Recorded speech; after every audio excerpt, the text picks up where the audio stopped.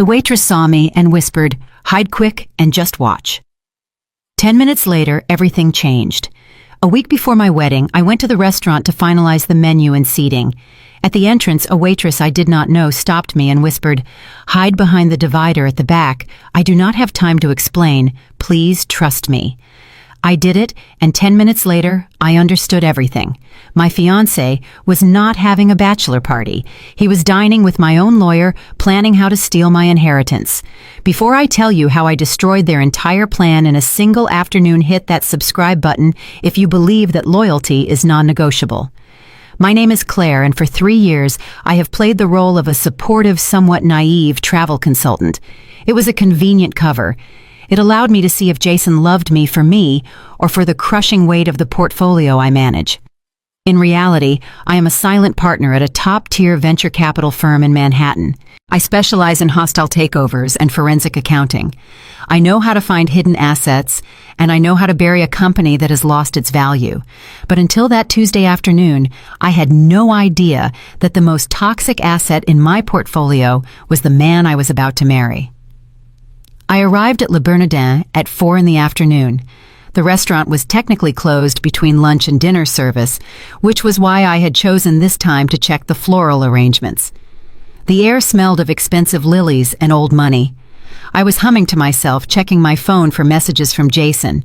He had told me he was at a tech conference in San Francisco, pitching his startup to investors. I sent him a heart emoji and put my phone away. That was when a hand grabbed my wrist. It was not aggressive, but it was firm.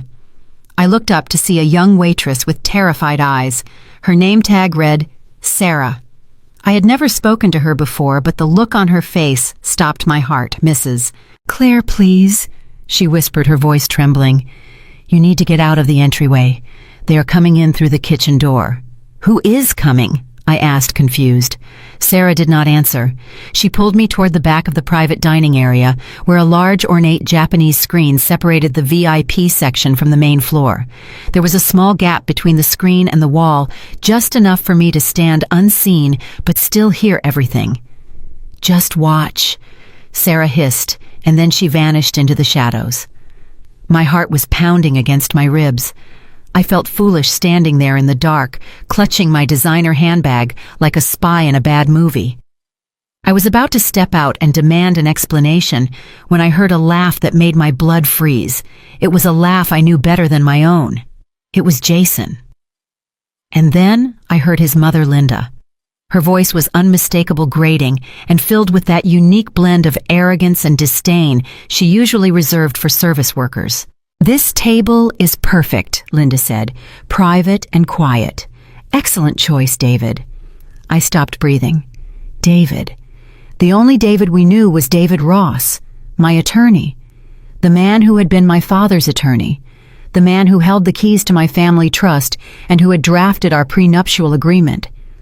Why would David be having dinner with my fiancé and his mother while Jason was supposed to be in San Francisco? I peered through the intricate carving of the wooden screen. They sat down at the round table in the center of the room. It was not just Jason and Linda. Jason's younger brother Marcus was there, looking bored and scrolling on his phone. Next to him was his wife Tasha. Tasha was the only person in Jason's family I actually respected. She was a brilliant pediatrician, a black woman who had fought tooth and nail to earn her place in the medical field, despite Linda's constant passive-aggressive racism. Tasha looked uncomfortable, shifting in her seat and refusing to make eye contact with anyone, but my eyes were glued to the man sitting at the head of the table. David Ross, my lawyer. He looked relaxed. Too relaxed. He signaled for a bottle of champagne. Not just any champagne, but the vintage Cristal that I kept in a private reserve at the restaurant for special occasions. He was ordering my wine. To the groom, David announced, raising his glass. "And to the art of the deal." Jason clinked his glass against David's. His face was flushed with excitement, not the face of a man stressed about a startup pitch. "To the deal," Jason said, grinning. "And to Claire, the most gullible woman in New York City." Linda let out a sharp cackle. "Oh, stop it. She is not gullible. She is just desperate. The poor thing actually thinks she married into a dynasty. She has no idea she is the one funding the entire operation." I felt a cold sensation spread from my chest to my fingertips. It was not sadness. It was the clinical detachment I felt when I analyzed a failing company before breaking it apart. I slowly reached into my pocket and pulled out my phone. I set it to video mode, ensuring the lens had a clear view through the gap in the screen. I pressed record. "So talk to me about the paperwork," Jason said, leaning forward. "I need to be sure this is watertight, David. If she reads it, we are dead." David Ross chuckled and took a sip of my champagne. "She will not read it, Jason. Claire trusts me. I have been managing her legal affairs since her father passed. I told her the prenup is standard boilerplate to protect her assets. But the page swap?" Linda interrupted, her eyes narrowing. "You are sure you can do it smoothly?" David nodded. "I have printed 2 versions. The one she reviewed last week protects her inheritance completely. That is the one she thinks she is signing. But on the morning of the wedding, when I bring the documents to the bridal suite for the final signature, I will swap out page 4. I zoomed in on David's face. The camera on my phone was 4K resolution. I could see the sweat on his upper lip. "Page 4. Jason repeated, savoring the words. "Yes," David continued. "The new page 4 alters the definition of marital assets. It states that in the event of a divorce after 2 years or in the event of your death, Jason becomes the primary trustee of the Galloway estate with full liquidation rights. Effectively, she is signing over 50% of her net worth to you just by saying I do. 50%. Jason whistled. "That is $40 million, give or take." Linda reached over and patted Jason's hand. "Finally. We can pay off those nasty investors you got involved with and get you out of that debt with those Italians. I told you everything would work out. You just needed to find the right golden goose." So that was it. My stomach churned, but I forced myself to keep the camera steady. Jason was not a successful tech entrepreneur. He was drowning in debt, likely involving loan sharks, given the reference to the Italians. And they were not just planning to divorce me, they were discussing my death as a potential payout clause. Tasha suddenly slammed her glass down. The sound echoed in the empty restaurant. "This is sick," Tasha said, her voice shaking. "This is fraud. It is criminal. Claire is a good person. She has been nothing but kind to all of us." Linda turned on her instantly, her face twisting into a sneer. "Shut up, Tasha. Nobody asked for your opinion. You are only here because Marcus insisted. Do not forget who paid for your wedding. Do not forget who allows you to live in that house. You think your little doctor's salary can support the lifestyle you want." "We are leaving, Marcus," Tasha said, standing up. "We are not being a part of this." Marcus grabbed her arm, pulling her back down. "Sit down, Tasha. Don't make a scene. Mom is right. We need this money. Jason needs this money. If he does not pay these guys back, they are going to come after all of us." Tasha looked at her husband with pure disgust, but she sat back down. She looked trapped. I zoomed in on her face. I saw the tears welling up in her eyes. I knew in that moment that Tasha was not an accomplice. She was a hostage. Jason laughed, waving his hand dismissively. "Don't worry about Tasha. She won't say anything. She knows what is good for her. The important thing is Claire. She is so obsessed with this wedding she is walking around with stars in her eyes. I could hand her a napkin and tell her it is a deed to the Brooklyn Bridge and she would sign it." "You are a genius," David Linda purred. "The girl thinks she is so smart just because she reads books and travels. But she has no street smarts. She actually thinks we like her plain, boring parents." "Oh, God," Jason groaned. "Do not remind me. I have to pretend to be interested in her father's fishing stories again at the rehearsal dinner. The man is a retired school teacher. It is painful. I cannot wait until the ink is dry and we can stop pretending to be a happy family. I had heard enough. I had the confession. I had the conspiracy. I had the lawyer admitting to fraud. I stopped the recording. My hand was steady. My breathing was slow. In business, we call this due diligence. They thought they were hunting a naive travel consultant. They did not know they had just declared war on a shark. I slipped my phone back into my pocket. I waited for the laughter to die down and for the first course to arrive. Then I signaled to Sarah, who was watching from the kitchen door. She nodded, understanding that I was safe for the moment. I turned and slipped out the back service exit into the cool New York afternoon. The sun was setting, casting long shadows over the city. I walked to my car, unlocked the door, and sat in the driver's seat. I did not cry. I did not scream. I looked at the contact for David Ross in my phone. Then I looked at the contact for the managing partner of his law firm, who happened to be an old college friend of my father. Then I opened my banking app. I looked at the joint account I had opened for wedding expenses. The account Jason had access to. He wanted access to my money. I decided I would give him exactly what he wanted.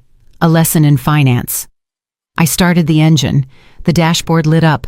Game on, I whispered to the empty car. I drove away from Le Bernardin, leaving my fiancé and my lawyer enjoying my champagne. They were celebrating their victory.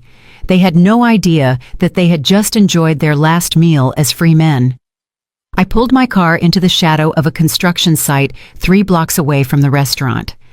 My hands were gripping the steering wheel so hard, my knuckles had turned white, but my breathing was steady. I was not panicking. Panic is for people who do not have a plan. I had a plan, I just needed to verify the variables. I took my phone out of my pocket and connected it to the car's Bluetooth audio system. I needed to hear every word clearly. I needed to dissect their betrayal with the precision of a surgeon. I pressed play. The voices filled the interior of my car, surrounding me with the evidence of my own planned destruction. On the small screen of my phone, the video played back in crystal clear definition. I watched as David Ross, my father's trusted advisor and my supposed legal guardian, leaned in closer to my fiancé. "Look at this clause here," David said, pointing to the document with a manicured finger. "This is the masterpiece, Jason. It is called the Incapacitation Addendum." I turned the volume up. I needed to memorize this. "In the event that Claire is deemed mentally or physically unfit to manage her estate," David continued, his voice smooth and professional, "the control of the Galloway Trust does not revert to the bank.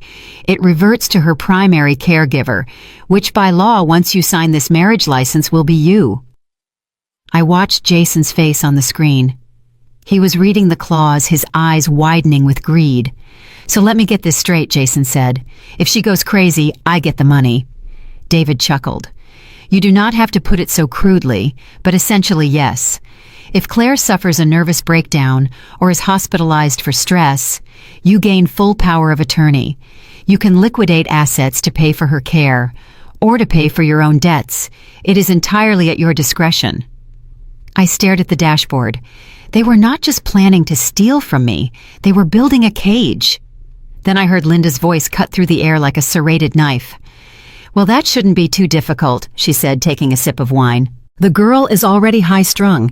Have you seen how she obsesses over her job? She is always checking emails, always worried about clients. It would not take much to push her over the edge." I felt a cold rage settle in my stomach. They mistook my work ethic for anxiety. They mistook my attention to detail for neurosis. "We can help the process along," Linda suggested, her voice dropping to a conspiratorial whisper. "I have some leftover prescriptions from my last surgery. Sedatives. Strong ones. If we slip a little into her morning coffee, she will start feeling foggy. She will start forgetting things. She will miss appointments. She will look unstable." Jason hesitated for a second on the screen. "Is that safe, Mom? I do not want to kill her. At least not yet." "Don't be a coward," Jason Linda snapped. "We are not killing her. We are just making her compliant. If she seems erratic, David here has grounds to file the motion for incapacitation sooner. We could have control of the trust within 6 months of the wedding." Imagine that, Jason. $40 million and a wife who is too drugged up to ask where it went. I paused the video. Silence filled the car. I looked at my reflection in the rearview mirror. My eyes were dry. My expression was stone cold. I did not recognize the woman in the mirror as the blushing bride-to-be. She was gone. In her place was the ruthless venture capitalist who had dismantled corporations for less egregious offenses than this. They were talking about drugging me. They were talking about gaslighting me into a mental institution so they could strip my assets. It was not just greed anymore. It was a physical threat. I pressed play again. I needed to hear the rest.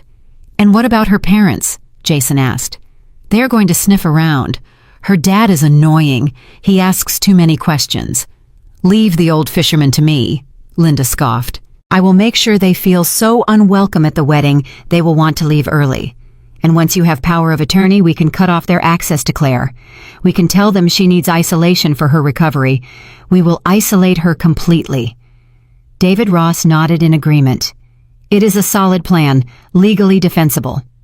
As long as we get her to sign the document with the swapped page on the morning of the wedding, she will sign," Jason said confidently. "She trusts me. She looks at me like I am some kind of savior. It is almost pathetic how much she needs me." I stopped the video. I had heard enough. The anatomy of betrayal was complete. I had the motive, which was my money. I had the method, which was the fraudulent contract and the forced incapacitation. And I had the opportunity, which was my upcoming wedding. I disconnected the phone from the car system. I opened a secure messaging app, one that I used for high-level corporate espionage investigations. I scrolled down to a contact listed only as V. V was a private investigator I kept on retainer for background checks on potential business partners. He was expensive, discreet, and terrifyingly efficient. I had never used him for personal matters. Until today. I attached the video file.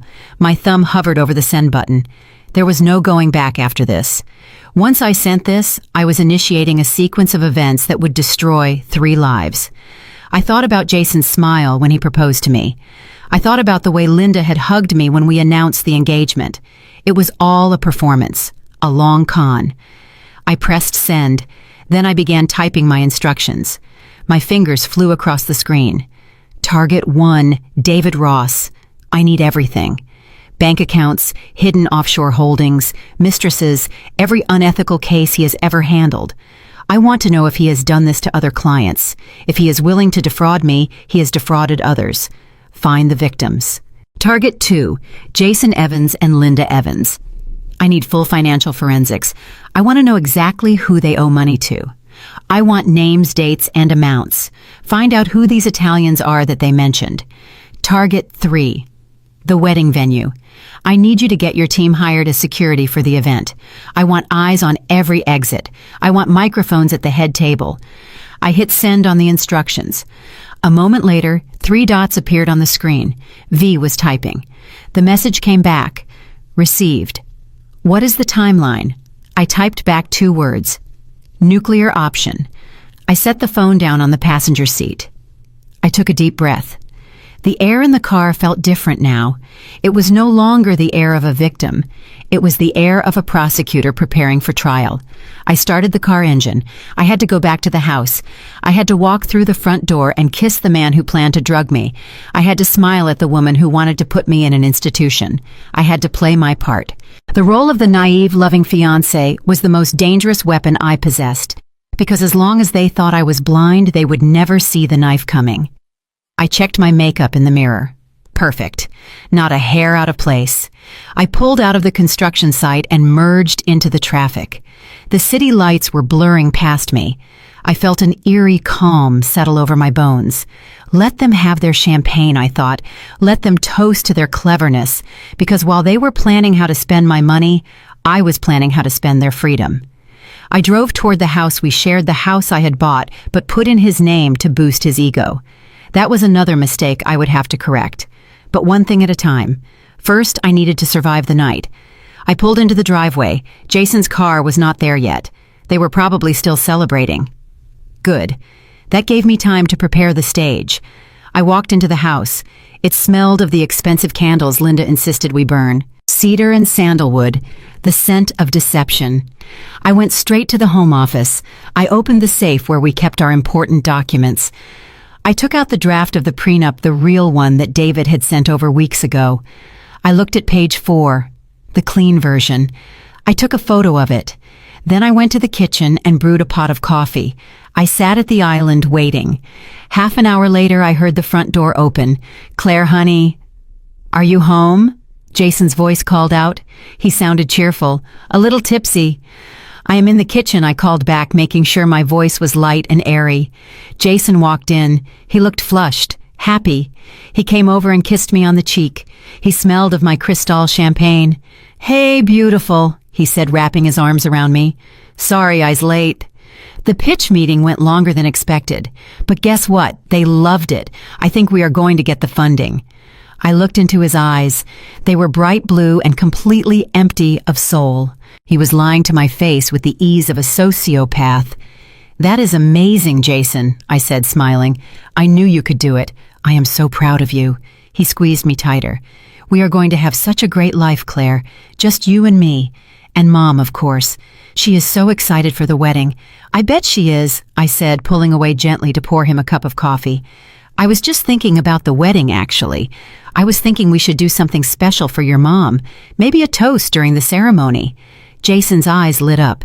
"That is a great idea. She would love that." I smiled, a cold, sharp smile that he interpreted as love. "Yes," I said. "I think she is going to remember this wedding for the rest of her life." I handed him the coffee. He took a sip, unaware that he was drinking with his executioner. "So tell me about the investors," I asked, leaning against the counter. "Who are they?" Jason froze for a fraction of a second. Just a beat. But I saw it. "Oh, just some angel investors from the valley," he said quickly. "Nobody famous. Just guys looking for the next big thing." I nodded, pretending to be impressed. "Well, I am glad you have good people around you," I said. "You have to be careful in business, Jason. There are so many sharks out there." He laughed. "Don't worry, babe. I know how to handle sharks." I took a sip of my own coffee to hide the smirk forming on my lips. "No, Jason," I thought. "You really don't." My phone buzzed in my pocket. One vibration. It was a notification from V. I checked it discreetly under the counter. It was a single image, a bank statement. But not mine. It was Jason's. And the balance was negative $2 million. Attached was a note. "The debt is held by the Romano crime family. Payment due date is 3 days after the wedding." I looked up at Jason. He was scrolling through his phone, probably texting his mother. I had the confirmation. He was not just a con artist. He was a desperate man with a death sentence hanging over his head, and I was his get-out-of-jail-free card. The anatomy of the betrayal was laid bare. Every muscle, every bone, every nerve of their scheme was exposed. Now it was time to start breaking them, one by one. I slipped away from the Japanese screen and moved silently down the corridor toward the restrooms. My hands were trembling slightly, not from fear, but from the adrenaline of the hunt. I needed a moment to compose myself before I made my exit. I needed to wash the feeling of their betrayal off my skin. The ladies' room at Le Bernardin was a sanctuary of marble and gold leaf designed to make you feel like royalty while you fixed your lipstick. I walked to the sink and splashed cold water on my face. I looked at myself in the mirror. My eyes were hard. The woman staring back at me was not the woman who had walked in here 20 minutes ago. That woman was gone. The heavy oak door creaked open behind me. I froze. I did not turn around immediately. I dried my hands on a thick linen towel, watching the reflection in the mirror. It was Tasha. Jason's sister-in-law stood there, clutching her clutch bag like a shield. She looked exhausted. Her beautiful dark skin was pale, and there were fine lines of tension around her mouth that I had never noticed before. She locked eyes with me in the mirror. For a second, neither of us said a word. The silence was heavy, suffocating. I waited for her to run back to the table. I waited for her to scream for Jason. I waited for her to blow my cover. But she didn't. Instead, she turned around and locked the main door of the restroom. Then she checked under the stall doors to make sure we were alone. Only then did she turn back to me. Her voice was barely a whisper. "I saw you behind the screen, Claire." I turned to face her slowly. I dropped the naive facade. I did not smile. I did not pretend to be confused. I just looked at her with the cold assessment of a venture capitalist evaluating a potential liability. "Are you going to tell them?" I asked. My voice was calm, level. Tasha let out a shaky breath and leaned against the marble vanity as if her legs could no longer hold her weight. "No," she said. "God, no. If I tell them, Jason will panic. And when Jason panics, he does dangerous things. You have no idea what you are dealing with, Claire. You think they are just greedy. You think they are just snobs. But it is worse than that." She walked closer to me, lowering her voice even further. "They are setting a trap for your parents," Tasha said. Her eyes were wide with urgency. I heard Linda talking about it in the car on the way here. It was not just about the money or the prenup. Linda hates your parents. She hates that they are teachers. She hates that they are happy.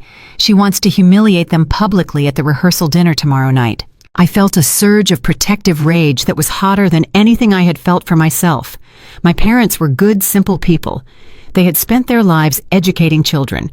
They had refinanced their modest home to give me a start in life before I made my own fortune. "What is she planning?" I asked. My voice was ice. Tasha swallowed hard. "Linda hired a private investigator to dig into your father's past. Apparently there was a minor incident 30 years ago. A bar fight he got into when he was in college. No charges were filed, but Linda has the police report. She is planning to project it onto the screen during the slideshow. She wants to frame it as if your father is a violent alcoholic. She wants to question his character in front of all the senators and judges she invited. She wants to make him look unfit to give you away." My hands clenched into fists at my sides.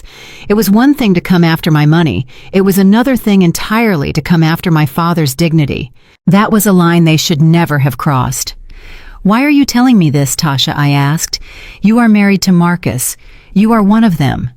Tasha laughed a bitter, hollow sound. "One of them. Look at me, Claire. Do you really think Linda considers me family? I am a trophy to show how progressive they are, but behind closed doors I am the help. I am the one who keeps Marcus sober. I am the one who pays the bills when Jason drains the family accounts." She took a step closer, grasping my arm. Her grip was desperate. "You have to get out, Claire. You have to leave him. Tonight, right now. Do not go back to that house." "I cannot leave yet," I said, pulling my arm away gently. "If I leave now, they win. They will spin the story. They will say I got cold feet. They will say I am unstable, just like Linda planned. No, Tasha, I am not running away. I am going to burn their house down around them." Tasha looked at me, and for the first time I saw respect in her eyes. She saw the steel beneath the silk. "Then you need to know about the debt," she said. "The real debt." "I know about the startup failing," I said. "It is not the startup," Tasha interrupted. "There never was a startup. The tech company is a shell. Jason has been unemployed for 3 years. He spends his days at underground poker games in Atlantic City." I stared at her. The pieces were falling into place. The late nights, the sudden trips, the mood swings. "He owes money to the Romano family," Tasha whispered. $2 million. They gave him a deadline, the day of the wedding. They know you are wealthy. They think the marriage is his payday. If he does not pay them next week, they are going to kill him. And Linda knows. She is not protecting her son. She is protecting her own reputation. She would rather see you bankrupt than see her son exposed as a degenerate gambler. I nodded slowly. This changed everything. It wasn't just fraud. It was criminal conspiracy involving organized crime. It gave me the leverage I needed to involve the FBI. "Why do you stay?" I asked her. "You are a doctor. You are brilliant. You don't need them." Tasha looked down at her wedding ring. It was a small diamond, much smaller than the one Jason had bought me with my own money. "Marcus," she said softly. "He is not like them, Claire. He is weak, yes, but he is not evil. He is terrified of his mother. And—" She paused, tears welling up in her eyes. "Linda threatened to report me to the medical board. She said she would make up lies about me stealing prescription drugs. She has connections. She could ruin my career. I worked so hard to get my license, Claire. I cannot lose it." I looked at this woman, this unexpected ally. She was trapped in a prison of fear built by my mother-in-law. Linda ruled her family through blackmail and intimidation. She broke people down until they were too afraid to leave. She had tried to do it to me with the gaslighting plan. I reached out and took Tasha's hand. My grip was firm, reassuring. "Tasha." "Look at me," I said. She looked up, wiping a tear from her cheek. "You kept my secret," I said. "Now I am going to keep yours. But I am going to do more than that. When this is over, when the dust settles, you are going to be free. I promise you.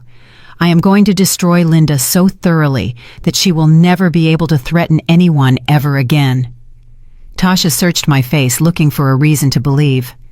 "Can you really stop them?" she asked. I smiled. It was a terrifying smile. "I am not going to stop them, Tasha. I am going to let them walk right off the cliff." Suddenly we heard footsteps approaching the restroom door. Someone tried the handle. It was locked. Linda's voice came from the hallway, muffled but distinct. "Why is this door locked? Sarah, go get the key. I need to fix my hair." Tasha's eyes went wide with panic. "You have to go," she whispered. "Use the service door in the back of the linen closet. It leads to the kitchen hallway." "Go," I nodded. "Thank you, Tasha." I slipped into the linen closet at the back of the restroom just as the main door unlocked. I heard Linda's heels clicking on the tile. Finally, Linda complained, "The service in this place is slipping. I cannot wait until Jason gets that girl's money. We will buy a proper club where the staff knows their place." I pushed through the back of the closet, moving past stacks of towels until I found the service exit. I slipped out into the bustling kitchen corridor. The noise of pots and pans was deafening, but nobody looked at me. I walked with purpose, head down, straight out the rear delivery exit. The cool evening air hit my face. I walked briskly to my car, where I had parked in the shadows of the construction site earlier. I slid into the driver's seat and locked the doors. I sat there for a moment in the silence. My heart was not racing anymore. It had slowed to a dangerous rhythmic thud. I was no longer the prey. I was the predator. I pulled out my phone. I did not call Jason. I did not call my parents. I dialed a number that very few people have. It was the direct line to the risk management division of the global banking conglomerate, where I held my primary assets. The phone rang twice. "This is Director Sterling," a male voice answered, crisp and professional. "Identification, please." "Claire Galloway, account number 7 Alpha Zulu 91, I said clearly. "Authorization code Valkyrie." There was a pause. The sound of typing. Identity confirmed. "Ms. Galloway, how can we assist you this evening?" I took a deep breath. "I am initiating Protocol Red," I said. "I want you to freeze all secondary accounts linked to my Social Security number. I want a full forensic audit on the joint account ending in 455. And I want you to prepare a liquidity transfer of $40 million. Transfer to where Ms. Galloway, Director Sterling asked. To a secure offshore trust under the name Nemesis," I said. "And Sterling, one more thing." "Yes, ma'am. I want you to flag the credit profiles of Jason Evans and Linda Evans. I want every transaction they attempt over $500 to require manual authorization. I want to know where they are spending every single cent. If they buy a pack of gum, I want a notification." "Understood. We are initiating the freeze now. Anything else?" "Yes," I said, looking at the restaurant in my rearview mirror. "Prepare the foreclosure documents for the property at 12 Oakwood Drive." Director Sterling paused. "That is the residence of Mrs. Linda Evans, is it not?" "It is," I said.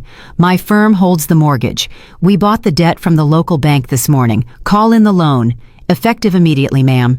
"Effective immediately," I confirmed. I hung up the phone. War mode was active. Linda wanted to humiliate my father. She wanted to frame him as a violent drunk. She wanted to destroy the reputation of a man who had taught me integrity and kindness. She had made a fatal error. She thought she was fighting a schoolteacher's daughter. She didn't know she was fighting the woman who had made grown men cry in boardrooms. I started the car. The engine purred to life. I drove home to play the role of the loving fiancé for one last night. I would cook dinner. I would listen to Jason's lies. I would let Linda kiss my cheek. But in my head, I was already writing their eulogies. I drove through the city streets, the lights reflecting off my windshield. I thought about Tasha back there in the bathroom, terrified and trapped. I thought about my dad grading papers at his kitchen table. I gripped the steering wheel. "You want a show, Linda," I whispered to the empty car. "You want a spectacle at the wedding. I am going to give you a show that New York will never forget." I merged onto the highway, speeding up. The city skyline retreated behind me. I was driving toward the Hamptons, toward the Lion's Den, but I wasn't bringing a whip. I was bringing a guillotine. Tomorrow at the rehearsal dinner, the first head would roll, and I would make sure it was done with a smile. The morning sun sliced through the blinds of our master bedroom. It was a sharp, aggressive light that offered no comfort. I sat at the edge of the bed, staring at the sleeping form of the man who wanted to destroy me. Jason was sprawled out on the expensive Egyptian cotton sheets I had paid for, his mouth slightly open, snoring softly. He looked peaceful. It was a terrifying realization that evil does not always look like a monster. Sometimes it looks like a handsome man with a hangover sleeping off a bottle of Cristal that he bought with your stolen future. I checked my watch. It was 7 in the morning. The rehearsal dinner was tonight. The wedding was in 48 hours. But right now I had a performance to give. I needed to see just how desperate he really was. I needed to see him sweat. I took a deep breath and summoned the tears. It is a trick I learned in boarding school to get out of detention, but I had perfected it in the boardroom to disarm misogynistic partners. I let my breathing become shallow. I pinched the skin on my wrist to flush my cheeks. Then I threw my phone onto the hardwood floor. The loud thud echoed through the room like a gunshot. Jason jerked awake, sitting up in a panic. What? What happened? Is someone here? I was pacing the floor, gripping my hair, my shoulders shaking. It is gone, Jason. It is all gone. I wailed, allowing my voice to crack perfectly. He rubbed his eyes, trying to focus. He was still wearing his boxers from the night before. He looked pathetic. What are you talking about, Claire? What is gone? The liquidity? The accounts? Everything! I screamed, turning to face him. I just got off the phone with my CFO. The SEC is freezing the company assets. They are launching an audit, Jason. They think we have been inflating our numbers. I watched him closely. I watched the gears turn in his hungover brain. A normal fiancé would ask if I was okay.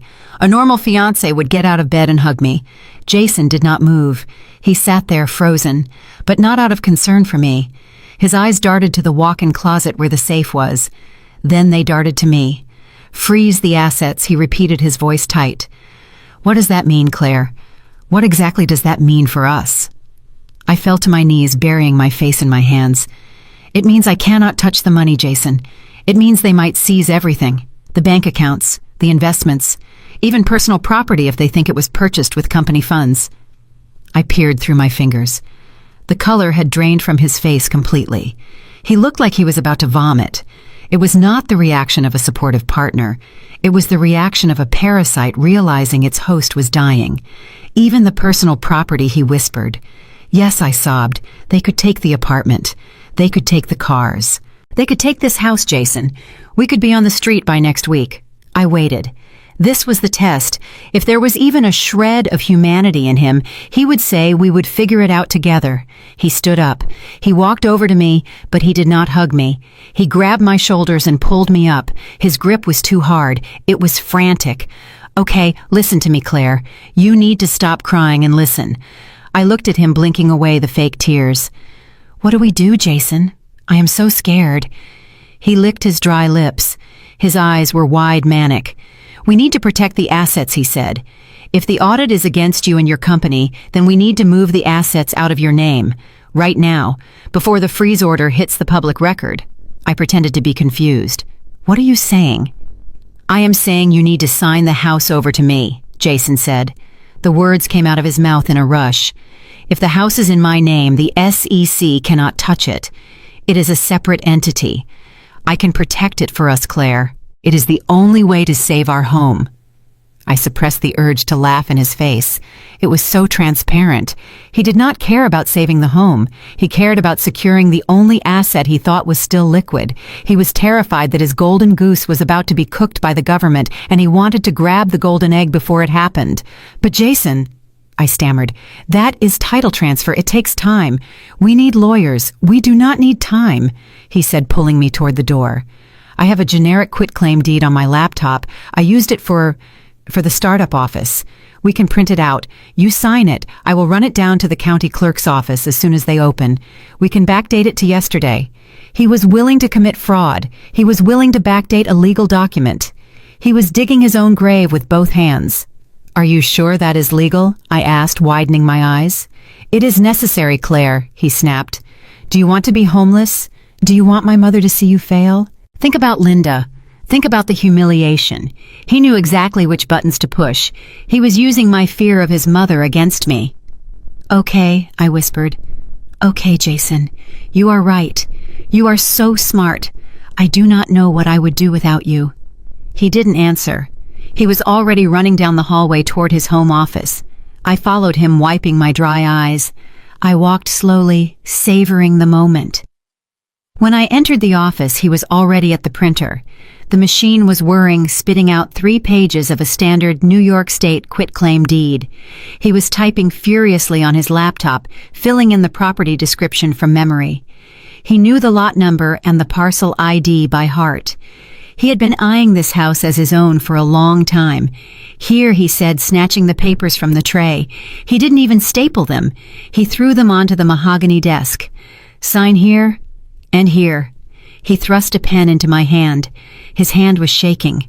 Sweat was beading on his forehead. I looked at the document. It was a crude instrument, but effective. If I signed this, he would own the house. He could kick me out 10 minutes later. I held the pen over the paper. The tip hovered millimeters from the signature line. Jason was holding his breath. He was literally leaning over me, his eyes fixated on the pen tip. It was almost sexual for him. The acquisition of wealth was the only thing that got his heart racing. "I love you, Jason," I said softly. "Thank you for saving me." "Just sign it, Claire," he hissed. "We do not have time for speeches." I touched the pen to the paper. I made a tiny dot of ink. Then my phone rang in the pocket of my silk robe. I jumped, and the pen skidded across the paper, ruining the signature line. "Damn it," Jason yelled. "Claire, focus." I pulled out the phone. It was V, my investigator, but I had saved his number under the name CFO Anderson. "I have to take this," I said, looking panicked. "It is the CFO. Maybe he has news." "Do not answer it," Jason shouted. "Just sign the deed first." "But what if they are coming here now?" I cried, backing away from the desk. "What if the police are on their way? I cannot sign a legal document if I am under duress, Jason. It would void the transfer." I was throwing legal jargon at him that I knew he didn't understand. I answered the phone. "Hello? Yes? Yes, I am here." I paused, listening to the silence on the other end. V knew to just stay on the line until I hung up. "Oh my God," I said to the empty line. "Are you serious?" "They are at the office now." I looked at Jason. My eyes were wide with terror. "They are raiding the office," I screamed. "I have to go. I have to get down there before they seize the servers." I dropped the pen on the desk. "Claire, wait!" Jason yelled, grabbing my arm. "The deed! Sign the deed!" "I cannot!" I shouted, pulling away. "If I sign it now, it looks like dissipation of assets. They will arrest both of us, Jason. Do you want to go to jail? Do you want to go to federal prison for aiding and abetting?" I saw the fear flash in his eyes. The mention of prison worked. He let go of my arm. "No," he stammered. "No, I cannot go to jail." "Then let me handle this," I said. "I will fix it. I will talk to the agents. We can sign the deed tonight, after the rehearsal dinner, when things have calmed down." I ran out of the office, leaving him standing there with the unsigned papers. I ran into the bedroom and threw on a business suit. I grabbed my purse. I raced down the stairs. Jason was standing at the top of the landing, looking lost and terrified. "I will call you," I yelled up to him. "Pray for me, Jason." I slammed the front door behind me. I marched to my car and got in. As soon as the door closed, the panic vanished from my face. I checked my makeup in the rearview mirror. My mascara was perfect, not a smudge. I started the engine and drove out of the driveway. I picked up the phone again. "V, are you there?" "I am here, Claire." The investigator's voice rasped. Nice performance. I heard everything through the open line. "Did you get it?" I asked. "I got it," V said.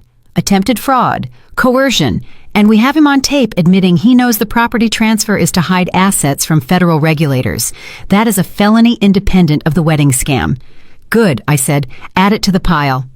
I drove toward the city, but I wasn't going to my office. I was going to the bank. I had a busy morning ahead of me. I had to initiate the hostile takeover of my own life. I thought about Jason back in that office, staring at the unsigned deed. He must be pacing the floor right now, drinking whiskey for breakfast, calling his mother in a panic. He was probably telling Linda that the gravy train was about to derail. Good. Let them panic. Let them make mistakes. Because tonight at the rehearsal dinner, I wasn't just going to be the bride. I was going to be the arsonist. I turned up the radio. A pop song was playing something about love and betrayal. I hummed along, tapping my fingers on the steering wheel. Jason wanted the house. He wanted the security. I decided right then and there I would give him housing, just not the kind he expected. I wondered if the federal penitentiary had a view of the ocean. Probably not. But first, the Hamptons. The stage was set. The players were assembling, and I had a seating chart to rearrange. I felt a vibration in my pocket. A text from Jason. "Baby, please be careful. Mom is worried about the house. Call me as soon as you can." I didn't reply. I deleted the message. Tonight, Jason, I thought. Tonight, you get your answer. The Hamptons' air smelled of sea salt and money. It was the specific scent of old wealth, the kind that does not shout but whispers. I drove my rental car up the gravel driveway of the estate we had rented for the weekend. The house was a sprawling, shingled mansion that overlooked the Atlantic Ocean. It was magnificent. It was also costing me $50,000 for 3 days. Of course, nobody here knew that. To the guests sipping champagne on the lawn, this was all Jason's doing, the successful tech entrepreneur treating his family to a weekend of luxury. I parked the car and checked my face in the mirror. The drive from the city had given me time to calibrate my mask. I was no longer the shark who had ordered a forensic audit of my own fiancé that morning. I was once again the blushing bride, the lucky girl, the travel agent who had snagged a prince.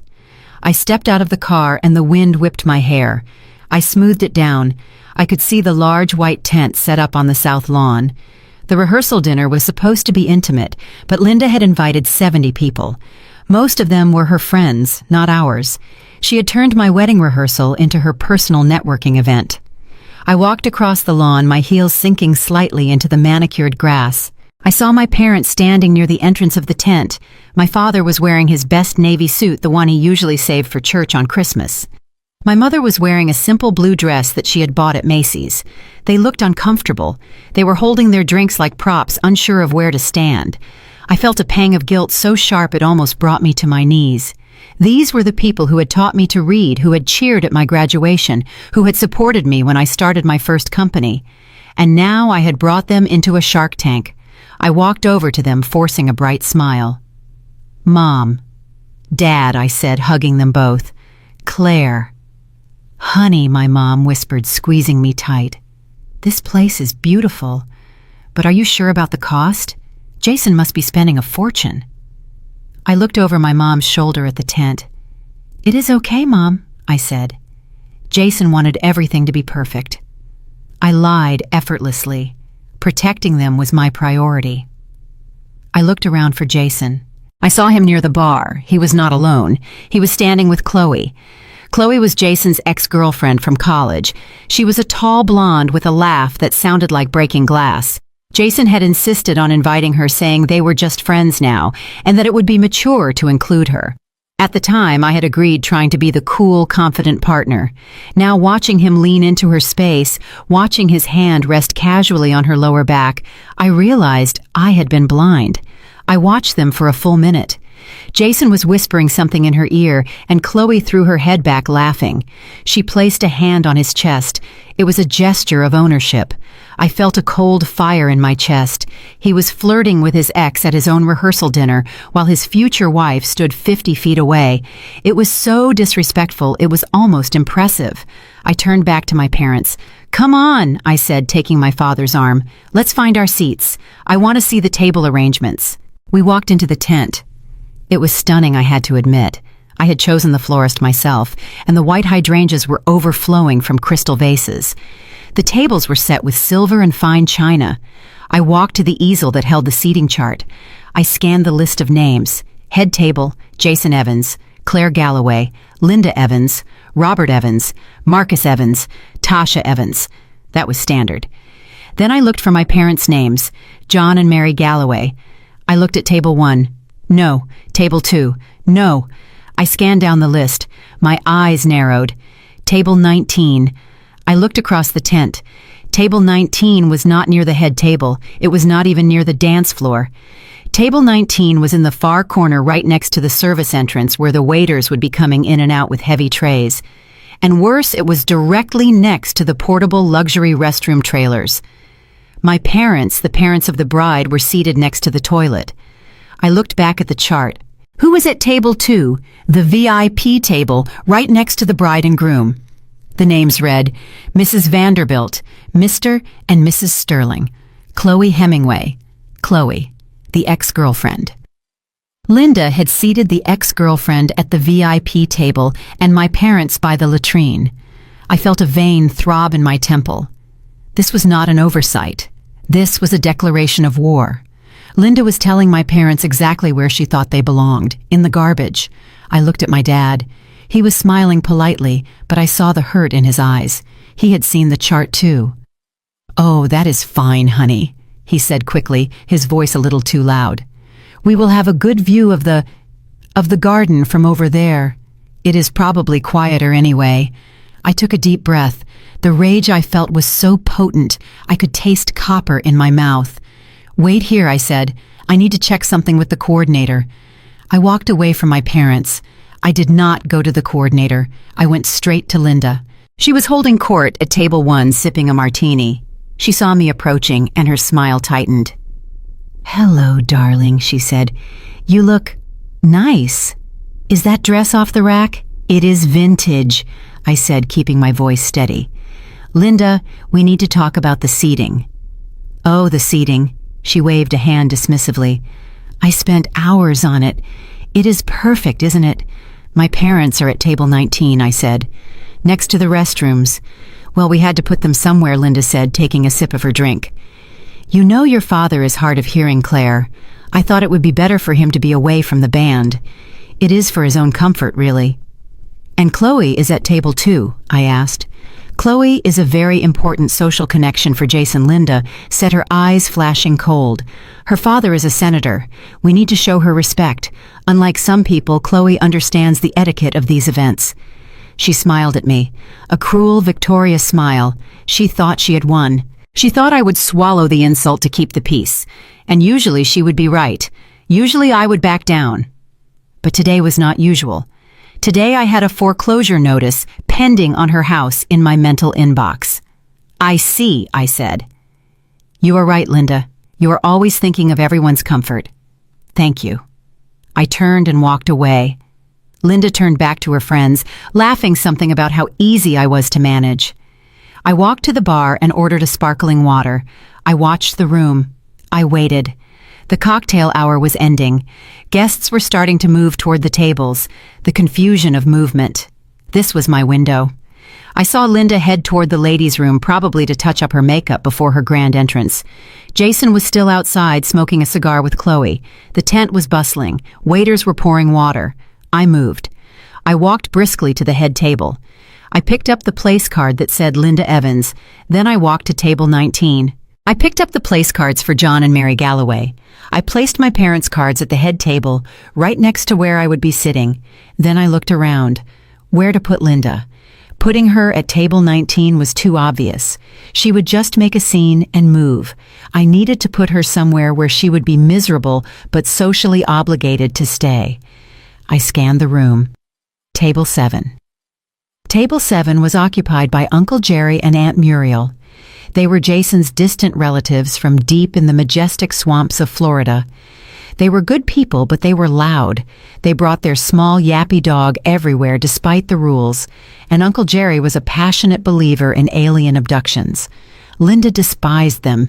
She had only invited them because Uncle Jerry had won the lottery 5 years ago, and she was hoping to get him to invest in Jason's fake company. I walked to table 7. There was an empty seat next to Uncle Jerry. The card read, Cousin Beth. I swiped Cousin Beth's card. I dropped Linda's card right there next to Jerry. Then I walked to table 19 by the toilets.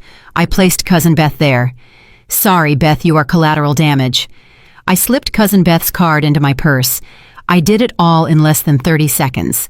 My hands moved with the dexterity of a magician. I had rearranged the power dynamics of the room with 3 pieces of cardstock. I walked back to the entrance just as Jason and Chloe came in. "Hey, babe," Jason said, his eyes glassy. "Ready to eat." "I am starving." I smiled at him. "I am ready," I said. We walked to the head table. My parents were already there, looking confused but happy. "Claire," my dad said, standing up, "I think there was a mistake. The waiter brought us here. He said this was our table." "No mistake, Dad," I said, kissing his cheek. "I want you right next to me." Jason frowned. "Wait, where is my mom? She is supposed to be sitting here." I looked around the room, feigning innocence. "I don't know," I said. Maybe she wanted to sit with some of the other guests. You know how social she is. Just then, the band started playing. The MC announced the bridal party. Everyone took their seats. I saw Linda enter the tent. She walked confidently toward the head table, her chin held high, expecting her throne. Then she stopped. She saw my father sitting in her seat. Her face went mottled red. She opened her mouth to speak, to yell probably. But then the spotlight hit the head table. The applause started. Everyone was looking at us. If she made a scene now, she would look like a monster. She would look like a crazy woman yelling at a sweet old school teacher. She froze. She looked at me. I raised my glass of water and gave her a tiny nod. "Go find your seat, Linda." She scanned the room frantically. The waiters were already serving the salad. She had to sit down. She started walking, looking for her name. She checked table 2. No, table 3, number. Then she heard it. "Linda, over here." It was Uncle Jerry. He was waving a breadstick like a conductor's baton. Linda turned. She saw her name card sitting innocently next to Jerry's half-eaten roll. The look on her face was worth every penny I had spent on this wedding.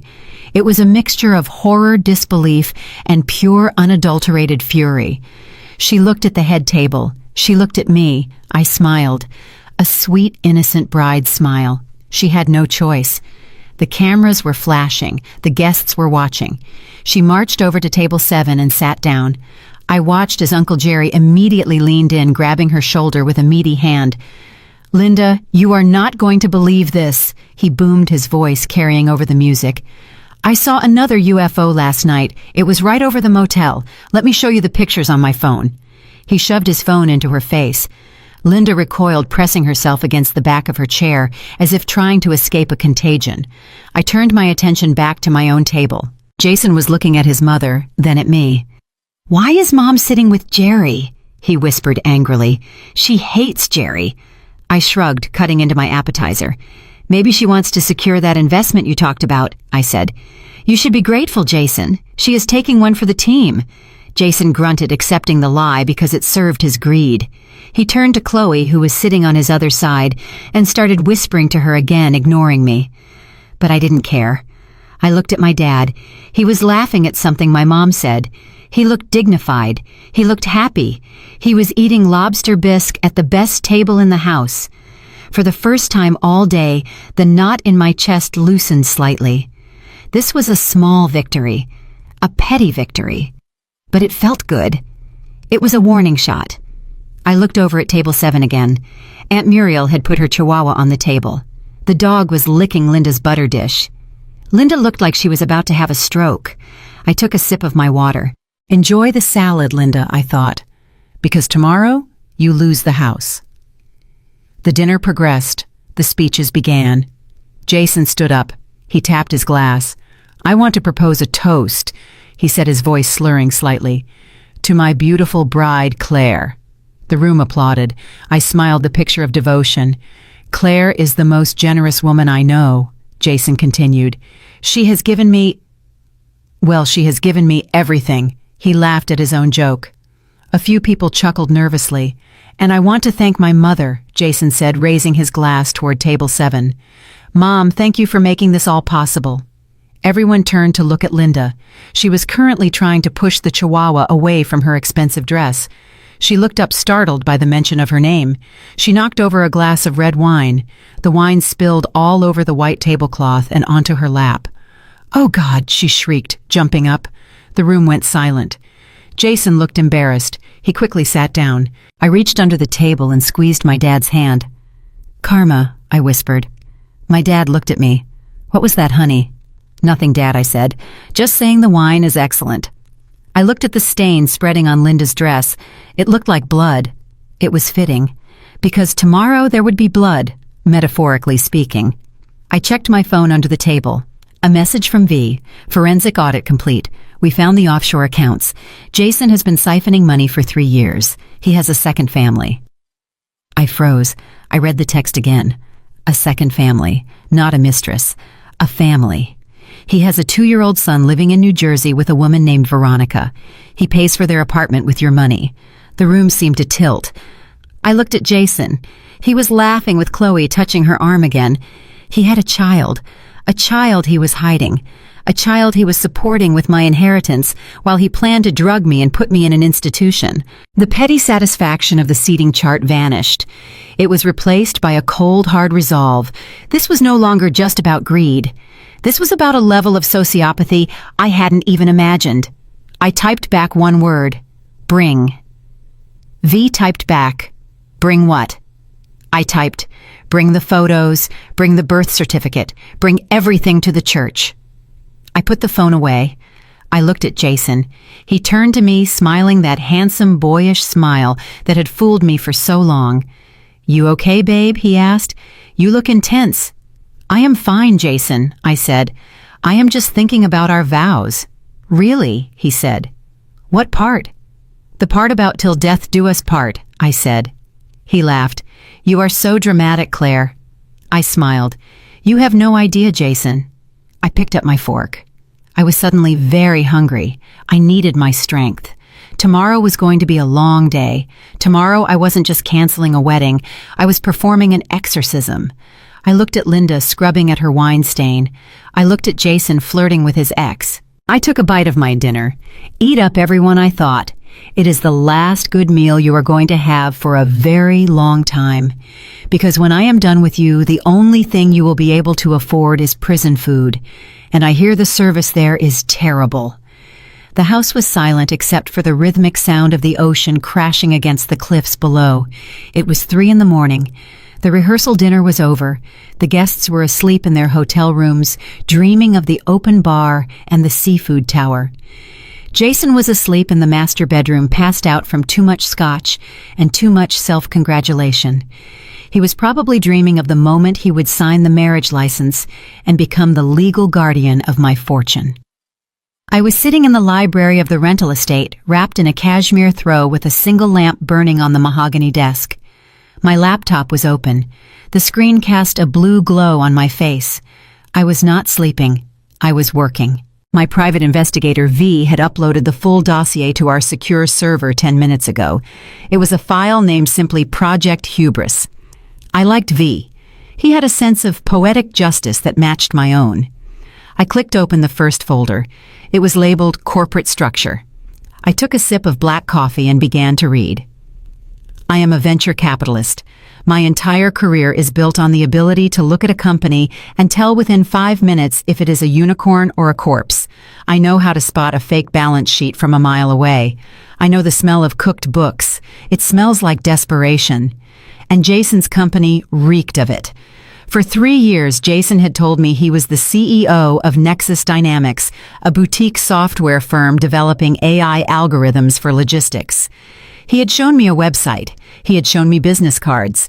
He had even taken me to an office in Midtown Manhattan once for a quick lunch near his building.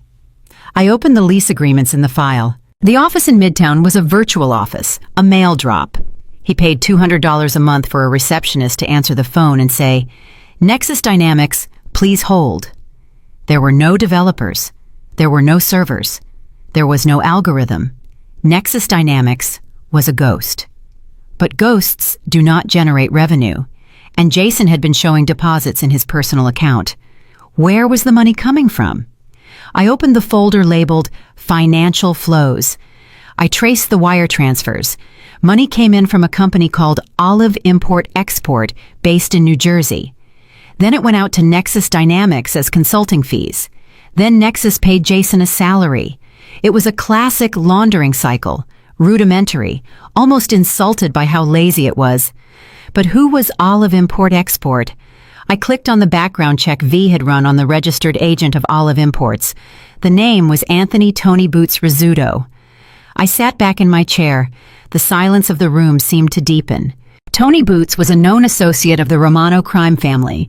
He was a mid-level enforcer who ran numbers and loan sharking operations out of a sanitation business in Newark. The pieces clicked together with the terrifying precision of a loaded gun. Jason was not an entrepreneur. He was a mule. He had been washing money for the mob, likely gambling debts he had accrued, and then was forced to work off. He would take the dirty cash, run it through his fake tech company to make it look like legitimate income, and then I assumed he was supposed to hand it back to them clean. But he hadn't handed it back. I looked at the withdrawal records. Withdrawal, Casino, Atlantic City, Withdrawal, DraftKings, Withdrawal, Tiffany & Company, my engagement ring.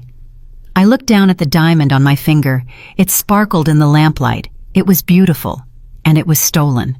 Jason had stolen money from the Italian mafia to buy me a ring to convince me to marry him so he could steal my money to pay back the mafia before they killed him. It was a Ponzi scheme of survival, and I was the final investor. I scrolled down to the bottom of the report. V had included a transcript of a wiretap. It was a phone call from 3 days ago. Voice 1, "You are late, Evans. The boss is losing patience." Voice 2, "Jason, I know. Listen, the wedding is Saturday. Saturday. Once I sign the papers, I will have access to the trust. I can pay the full $2 million plus the vigorish." Voice 1, "You better hope she says I do, Evans, because if she doesn't, you are going to be wearing cement shoes at the bottom of the Hudson. You have until midnight on Saturday." I closed the laptop. I stared at the wall of books in the library. My fiancé was a dead man walking. If I walked away now, if I simply canceled the wedding and left him, he would be dead within a week. The Romanos do not forgive theft. Technically, I held his life in my hands. If I married him, he lived. If I didn't, he died. A normal woman might feel fear. A normal woman might call the police and try to get him into witness protection. A normal woman might feel pity for a desperate man who had dug himself into a hole. But I was not a normal woman, and I was certainly not feeling pity. I was feeling clarity. Jason had brought danger into my life. He had brought the mob to my doorstep. He had endangered my parents. He was planning to drug me, to gaslight me, to steal my family legacy. He had a secret child he was neglecting while he bought vintage champagne. He was a cancer, and you do not negotiate with cancer. You cut it out. I stood up and walked to the window. The moon was reflecting on the water. He needed my money to survive. He was counting on it. It was his only lifeline. I thought about the timeline.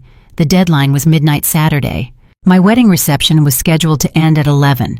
If I exposed him at the ceremony, if I stripped him of his cover, if I revealed to the world and to the Romanos that he was broke and that the marriage was a sham, I would not just be embarrassing him, I would be signing his death warrant.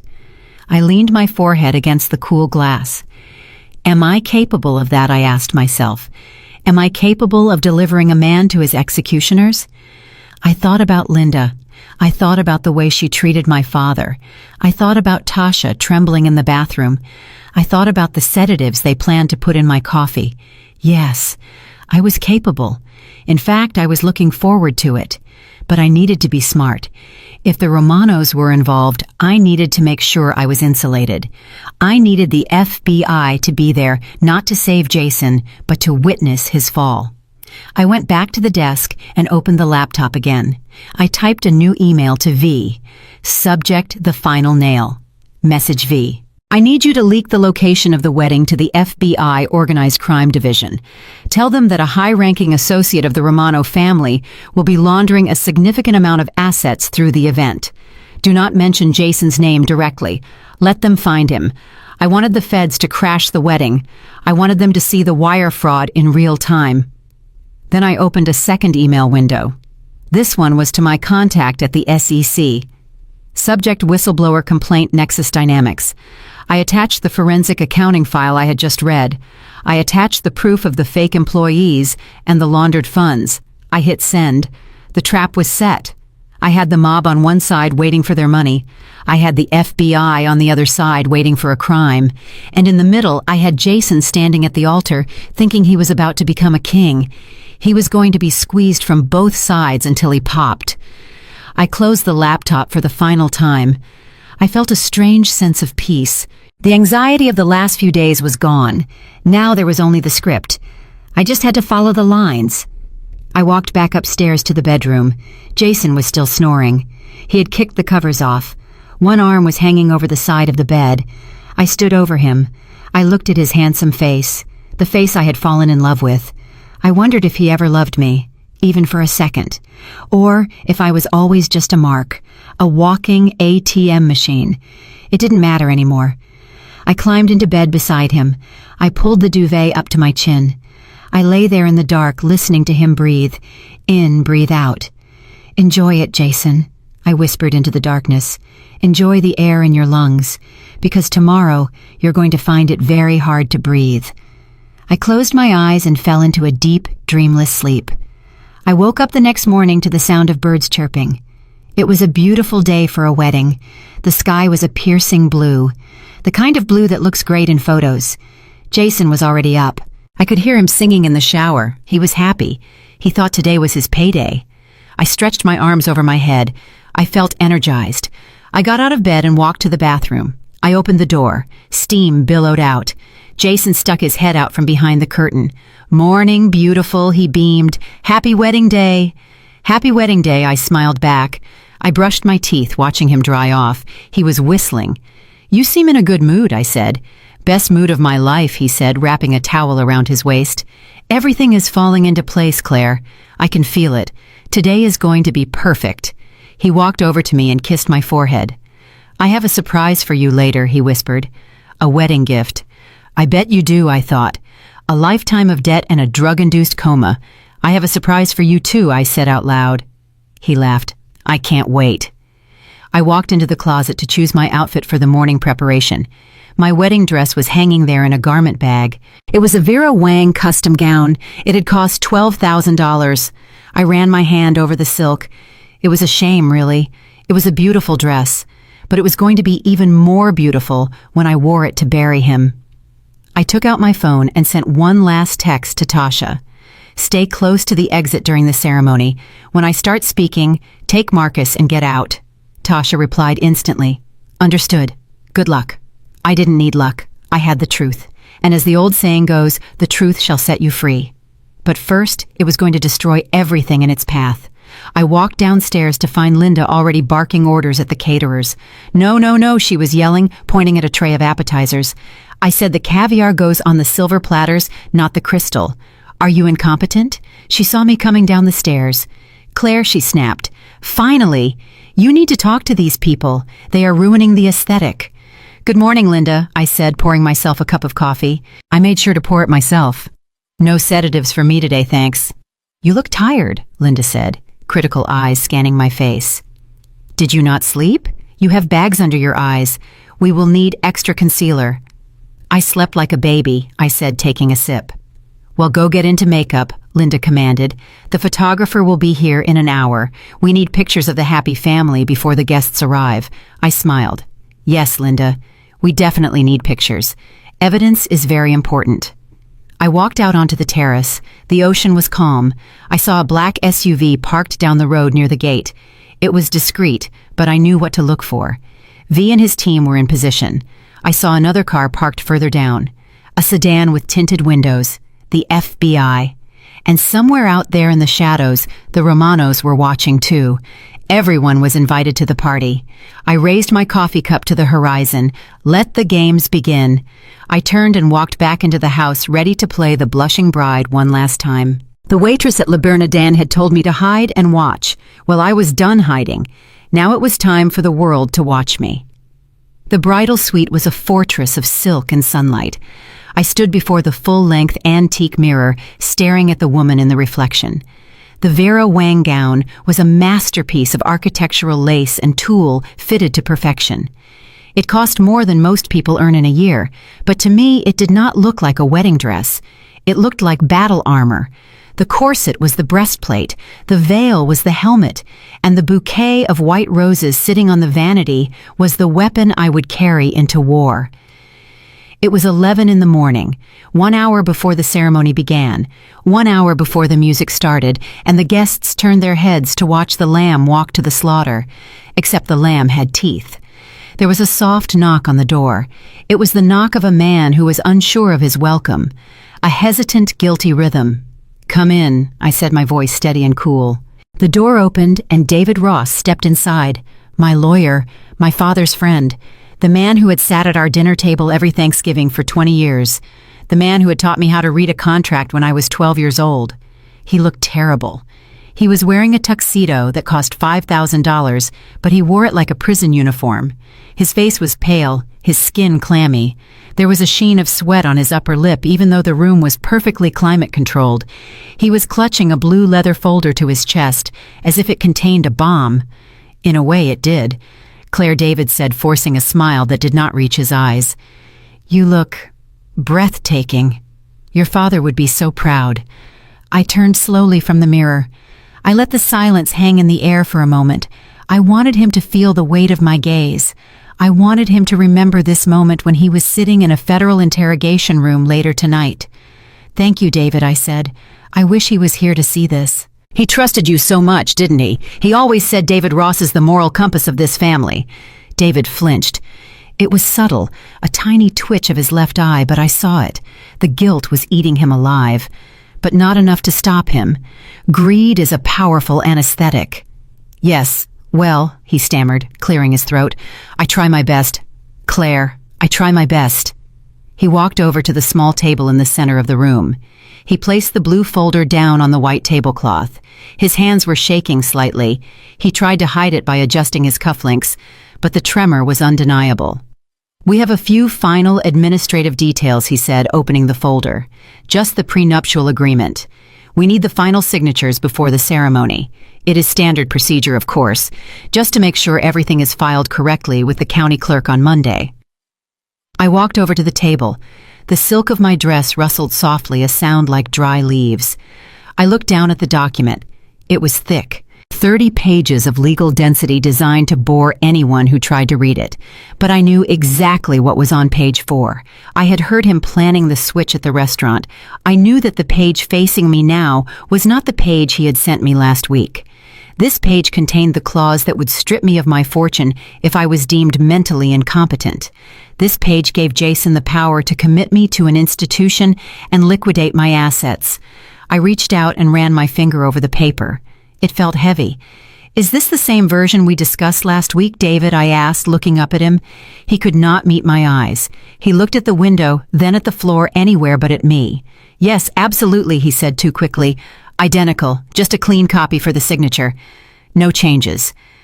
I nodded slowly. "You know, David," I said, keeping my voice low and conversational, "I had a nightmare last night." He froze his hand, hovering over the page. "A nightmare?" "Yes." I continued, walking around the table, circling him. "I dreamt that I was trapped in a glass box, and everyone outside was screaming, but I couldn't hear them. And Jason was there, holding a key. But instead of opening the door, he swallowed it." David let out a nervous laugh. It sounded like a choke. "That is just pre-wedding jitters, Claire. Perfectly normal. Once you sign this and walk down the aisle, all that anxiety will disappear." "Will it?" I asked, stopping right in front of him. "Or will it just be beginning?" He wiped his forehead with a handkerchief. "We really should hurry, Claire," he said, his voice rising in pitch. "The coordinator wants you downstairs in 20 minutes. We need to get this done." He pulled a gold fountain pen from his pocket. It was a Mont Blanc. My father had given it to him for his 50th birthday. "Here," he said, offering it to me. "Just sign on the dotted line." I looked at the pen, the symbol of my father's friendship being used to betray his daughter. I reached out, but I did not take the pen. "Actually," I said, "I have my own." I walked over to my purse, which was sitting on the vanity. I reached inside and pulled out a sleek black pen. It looked like a standard expensive roller ball, but it wasn't. It was a spy gadget I had purchased from a counter-surveillance contractor in Israel 3 years ago. It was filled with a proprietary ink compound that oxidized rapidly when exposed to air. It was disappearing ink. Within 12 hours, the signature would vanish completely, leaving the paper blank. If I signed with this pen, the document would be legally null and void by tomorrow morning. It was my fail-safe. If for some reason the FBI raid failed, if for some reason Jason managed to get his hands on this paper before the police did, he would open the folder to find nothing but empty space. I walked back to the table, uncapping the pen.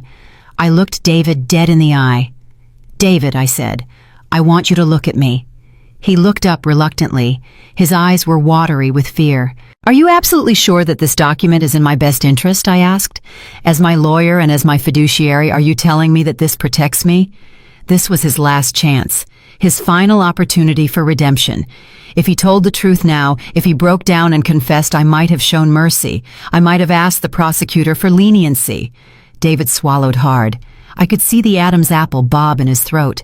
He looked at the door, then back at the paper. "Yes, Claire," he whispered. "It is in your best interest. Trust me." The verdict was in. Guilty. I smiled. It was a sad smile. "Okay, David. I trust you." I bent down and pressed the pen to the paper. I signed my name in bold, flowing letters.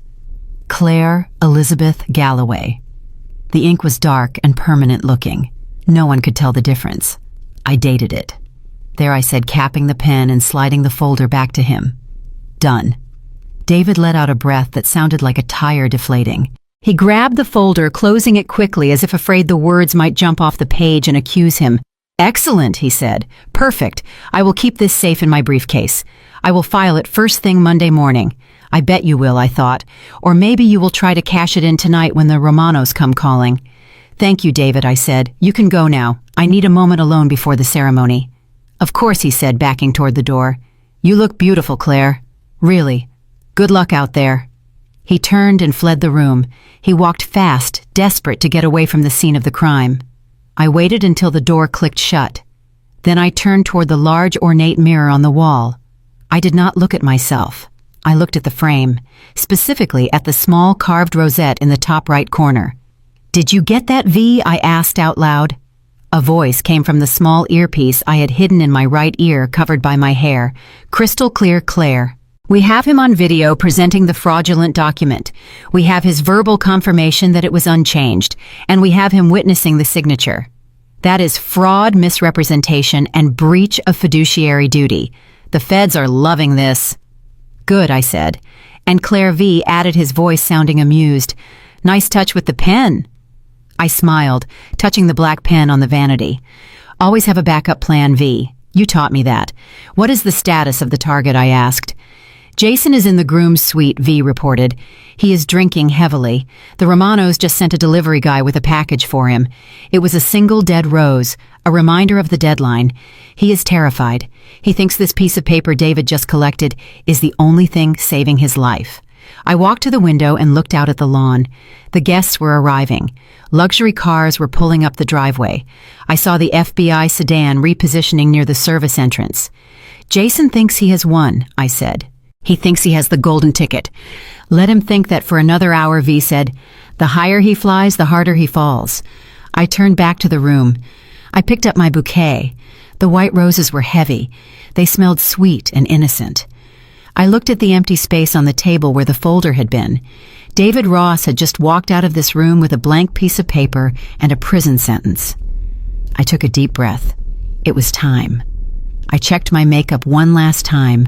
My eyes were bright. My skin was glowing. I looked like a woman in love, and I was in love. I was in love with justice. I walked to the door. I opened it.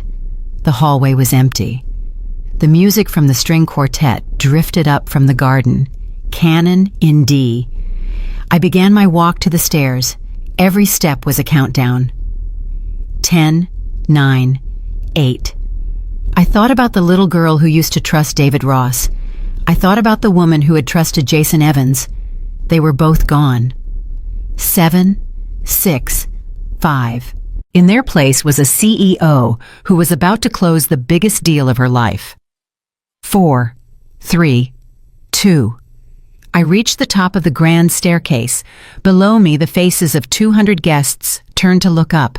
I saw Jason standing at the altar. He looked up at me. He smiled. It was the smile of a man who thinks he has gotten away with murder. 1. I smiled back.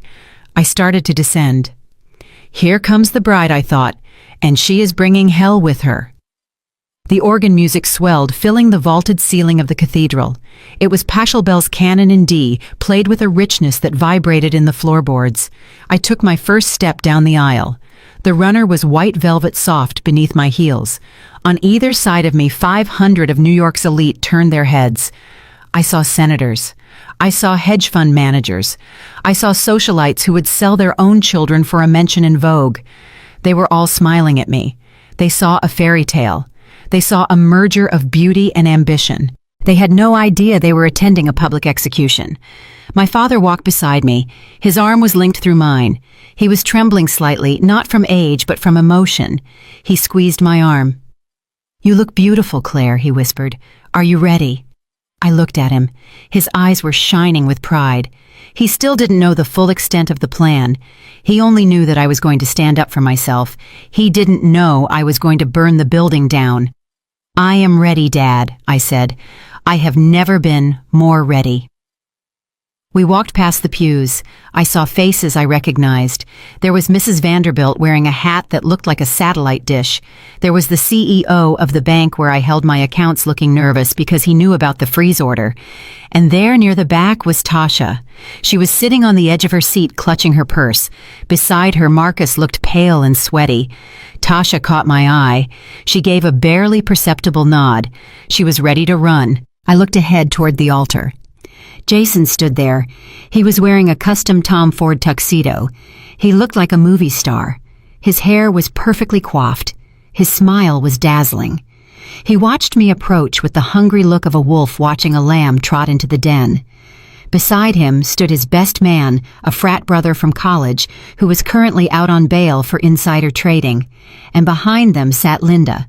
Linda was in the front row wearing a dress that was technically silver but looked suspiciously close to white. She was dabbing her eyes with a lace handkerchief, performing the role of the weeping mother of the groom. But I knew those weren't tears of joy. They were tears of relief. She thought she had pulled it off. She thought the check was about to clear. I reached the altar. My father kissed my cheek and handed my hand to Jason. Jason's hand was warm and dry. He squeezed my fingers. "You made it," he whispered, his voice low and intimate.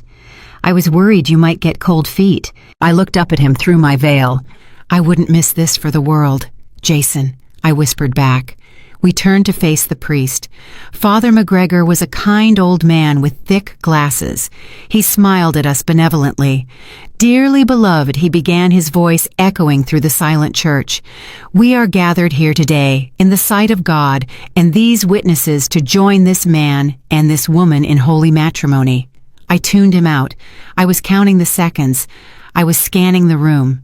To my left, about 20 feet away, stood a large projection screen. It had been set up for the reception slideshow, intended to show cute photos of us dating. Currently, it was displaying a static image of our initials intertwined in gold calligraphy. To my right, near the side exit, I saw the discreet shape of V, my private investigator. He was dressed as a security guard. He had a hand to his earpiece. I looked back at Jason. He was nodding solemnly at the priest, pretending to listen to the sermon about love and sacrifice.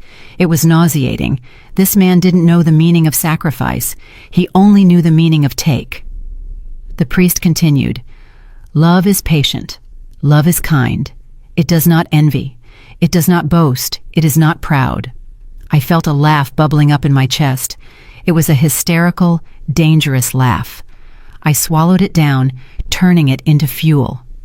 Linda was nodding along in the front row. She looked pious. I wondered if she was praying for my quick demise so they could activate the incapacitation clause. The ceremony dragged on. The vows were coming up. But first came the question. The archaic question that nobody ever answers. The question that is usually just a formality. Father McGregor looked out at the congregation. He adjusted his glasses. "If there is anyone here present who knows of any just cause why this couple should not be joined in holy matrimony, speak now or forever hold your peace." The silence that followed was heavy. It was the respectful silence of a crowd waiting for the next beat. Usually this lasts for 3 seconds. 1, 2. I let go of Jason's hand. The movement was small, but Jason felt it. He turned to look at me confused. I took a step forward away from him. I turned my back to the altar and faced the 500 guests. The silence stretched. 3 seconds, 4 seconds. People started to shift in their seats. A murmur rippled through the front row. Claire Jason hissed behind me. "What are you doing? Turn around." I did not turn around. I looked straight at the back of the church where the camera crew was set up. I reached up and lifted my veil, throwing it back over my head. My face was clear. My expression was not one of a bride. It was the expression of a judge delivering a verdict. I stepped over to the microphone stand that was set up for the readings. I pulled the microphone off the stand. The sound of feedback whined through the speakers, making everyone jump. "I object," I said. My voice boomed through the cathedral. It was steady, loud, and crystal clear. A collective gasp went through the room. It sounded like all the oxygen being sucked out of the space at once. Jason lunged forward, grabbing my arm. "Claire, stop it! She is having a panic attack, everyone! She is not feeling well." I ripped my arm away from him. I didn't look at him. I kept my eyes on the crowd. "I am not having a panic attack," I said into the microphone.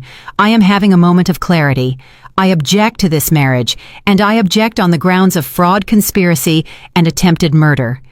Linda stood up in the front row. Her face was purple. "Sit down, Claire," she screamed. "You are embarrassing us. You are hysterical. Someone get her some water. Get her off the stage." I pointed a finger at Linda. "You might want to save your energy, Linda," I said. "You are going to need it for your defense attorney." I looked up at the projection booth in the balcony. "Play it," I commanded. The large screen to my left flickered. The static image of our initials disappeared. In its place appeared the grainy but high-definition footage from Le Bernardin. The audio kicked in. It was loud. "Just watch." Sarah the waitress hissed on the screen. Then the camera zoomed in through the gap in the Japanese screen. The audience in the church saw everything. They saw Jason holding a glass of Cristal. They saw Linda laughing. They saw David Ross, the lawyer. To the groom, David's voice boomed through the church speakers. And to the art of the deal, the crowd in the pews began to whisper, confused, angry whispers. Then came Jason's voice, to the deal, and to Claire, the most gullible woman in New York City. The whispers stopped. The church went dead silent. I watched the faces of the guests. Mrs. Vanderbilt's jaw had dropped. The bank CEO was staring at the screen with wide eyes. On the screen, Linda's face filled the frame. The poor thing actually thinks she married into a dynasty. She has no idea she is the one funding the entire operation. I looked at the real Linda standing in the front row. She was frozen. She was staring at the screen, seeing her own malice reflected back at her 10 feet tall. She looked like she had seen a ghost. The video continued. It got worse. "So talk to me about the paperwork," Jason's voice said. "I need to be sure this is watertight, David. If she reads it, we are dead." "She will not read it," David replied. "I will swap out page 4. A collective groan of disgust rose from the congregation. These were business people. They understood contract fraud. They understood betrayal. I looked at David Ross sitting in the third pew. He was trying to slide down in his seat, trying to become invisible, but everyone was looking at him. Then came the kicker, the part that turned the room from shocked to hostile. Linda's voice rang out sharp and cruel. "We can help the process along. I have some leftover prescriptions, sedatives, strong ones. If we slip a little into her morning coffee, she will start feeling foggy. She will look unstable." I heard a woman scream in the back of the church. It was my mother. She stood up, her hands covering her mouth, tears streaming down her face. My father was holding her, his face a mask of pure fury. He looked like he was about to charge the altar and kill Jason with his bare hands. I held up a hand to stop him. "Not yet, Dad," I said into the microphone. "Let them finish." The video played on. "Imagine that," Jason, Linda said. $40 million and a wife who is too drugged up to ask where it went. The video cut to black. The silence in the church was absolute. It was the silence of a crater after the bomb has gone off. I turned slowly to face Jason. He was standing there shaking.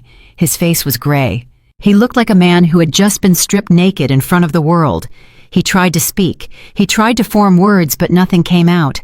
He looked at the guests, then he looked at me.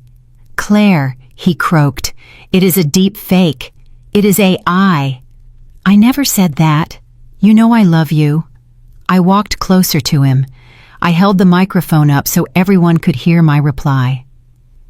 "Jason," I said, my voice calm and conversational, "do not insult the intelligence of these people, and certainly do not insult mine." I reached into the bodice of my dress and pulled out a folded piece of paper. "This is the police report filed this morning," I said, holding it up. "It confirms the authenticity of the recording. It also confirms that the FBI is currently executing a search warrant at your mother's house." Linda let out a strangled cry. "My house? You touched my house!" I turned to her. "It is not your house, Linda," I said. "It is my house. I bought the mortgage debt yesterday. And since you have defaulted on your payments for 3 months, I am afraid I have initiated foreclosure proceedings. The locks were changed an hour ago. Your things are on the curb." Linda collapsed back into the pew, gasping for air. Her socialite friends recoiled from her as if she were radioactive. I turned back to Jason. "And you?" I said. "You thought you were marrying a travel agent. You thought you were marrying a victim." I took a step closer. He backed away, hitting the altar railing. "You didn't know that I own the venture capital firm that holds the debt on your fake company," I said. "You didn't know that I know about the $2 million you owe to the Romano family." At the mention of the Romanos, Jason's knees buckled. He grabbed the railing to hold himself up. "You know," he whispered. I nodded. "I know, and now they know too." I pointed to the back of the church. "You see, Jason, I invited a few extra guests today." The doors at the back of the church burst open, but it wasn't the police. Not yet. 2 large men in dark suits walked in. They didn't look like FBI agents. They looked like they broke legs for a living. They stood at the back, arms crossed, staring directly at Jason. They were the collectors. Jason saw them. He made a sound like a wounded animal. "Please, Claire," he begged, grabbing the hem of my dress. "Please don't do this. They will kill me. You have to help me. I will sign anything. I will give up the trust. Just get me out of here." I looked down at him. He was on his knees now, ruining his Tom Ford suit. I pulled my dress away from his grasp. "I am sorry, Jason," I said into the microphone. "I cannot help you." "Why?" he sobbed. "Why?" "Because," I said, leaning down so my face was inches from his. "The groom is busy. Busy doing what," he stammered. "Busy standing trial," I whispered. Then I stood up straight and addressed the crowd one last time. "Ladies and gentlemen," I said, "I apologize for the inconvenience. There will be no wedding today. However, the reception has been paid for. The seafood is fresh and the champagne is vintage. Please feel free to enjoy the party without us." I dropped the microphone. It hit the floor with a loud thud. I turned and walked back down the aisle. I walked past Linda, who was sobbing into her hands. I walked past David Ross, who was now being handcuffed by 2 federal agents who had just emerged from the side door. I walked past my parents. My dad grabbed my hand as I passed. "That is my girl," he said. I winked at him. I walked toward the exit. Jason was screaming behind me. "Claire, come back! Claire!" I didn't look back. As I reached the back of the church, I saw Tasha and Marcus slipping out the side door. They were free. I walked out into the sunlight. The air smelled of freedom. The FBI team was waiting at the bottom of the steps. The lead agent nodded to me. "Ms. Galloway," he said, "we will take it from here." He signaled to his team. "Go, go, go." They swarmed up the stairs into the church. I walked to the waiting limousine. The driver held the door open for me. "Where to, Miss Galloway?" he asked. I gathered my skirt and slid into the cool leather interior. "Le Bernardin," I said. The driver looked confused. "The restaurant, ma'am." "Yes," I said, taking the white roses from my bouquet and tossing them out the window onto the pavement. "I have a reservation. And I think I finally have something to celebrate." The car pulled away, leaving the chaos behind. I poured myself a glass of champagne from the limo's bar. I took a sip. It tasted like victory. I pulled out my phone and opened the banking app. I watched as the transfer of $40 million completed, moving from my personal account to the offshore trust. Asset secured. I watched as the notification popped up. Payment accepted. Foreclosure finalized. 12 Oakwood Drive. Liability removed. I closed my eyes and leaned back. The waitress was right. It was amazing what you could see if you just hid and watched, but it was even more amazing what you could do when you finally decided to stop hiding. The sound of the microphone hitting the marble floor echoed like a gunshot through the vaulted sanctuary. For a heartbeat, there was absolute silence. It was the kind of silence that precedes a natural disaster. The air was sucked out of the room, leaving a vacuum of pure shock. 500 guests sat frozen, their designer clothes and expensive jewelry suddenly feeling like costumes in a tragedy. I stood at the base of the altar, my back to the crucifix, looking down at the people who had underestimated me. Then the vacuum collapsed. Jason was the first to move. The shock on his face fractured into pure, unadulterated rage. The mask of the charming tech entrepreneur melted away, revealing the desperate, cornered animal underneath. He did not look at the guests. He did not look at his mother. He looked only at me. His eyes were bulging veins popping in his neck as he scrambled up from his knees. "You bitch!" he screamed, his voice cracking. "You think you can do this to me? You think you can humiliate me?" He lunged. He took the 3 steps up to the altar in a single bound. His hands were reaching for my throat. I did not flinch. I did not step back. I simply watched him come. I watched him the way a scientist watches a chemical reaction, knowing exactly what the outcome would be. Before his fingers could graze the silk of my wedding dress, a blur of motion intercepted him. The 2 large men who had entered from the back of the church moved with terrifying speed. But they were not alone. From the side aisles, men and women who had been posing as waiters and ushers suddenly drew weapons. They were not serving champagne. They were serving federal warrants. "Get down on the ground," one of the agents shouted, leveling a Glock at Jason's chest. "FBI, get on the ground now." Jason froze mid-stride. His hands were still outstretched, reaching for a neck he would never touch again. He looked at the gun. Then he looked at the agent holding it. It was the head of security I had hired, the man Jason had high-fived earlier that morning. Jason Evans, the agent, boomed, his voice projecting to the back of the cathedral. "You are under arrest for violation of the RICO Act, wire fraud, money laundering, and conspiracy to commit grand larceny." Jason stumbled back his legs, hitting the altar railing. "No," he stammered. "No, you don't understand. She is lying. It is a prank. It is all a misunderstanding." The agent did not argue. He grabbed Jason by the shoulder of his Tom Ford tuxedo and spun him around. He kicked Jason's legs apart and slammed him face first into the marble altar. The sound of bone hitting stone made the front row wince.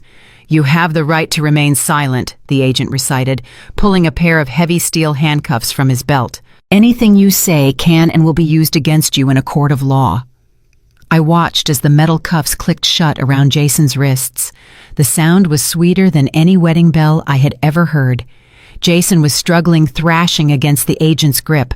"My lawyer," he screamed, spit flying from his mouth. "I want my lawyer. David, where are you?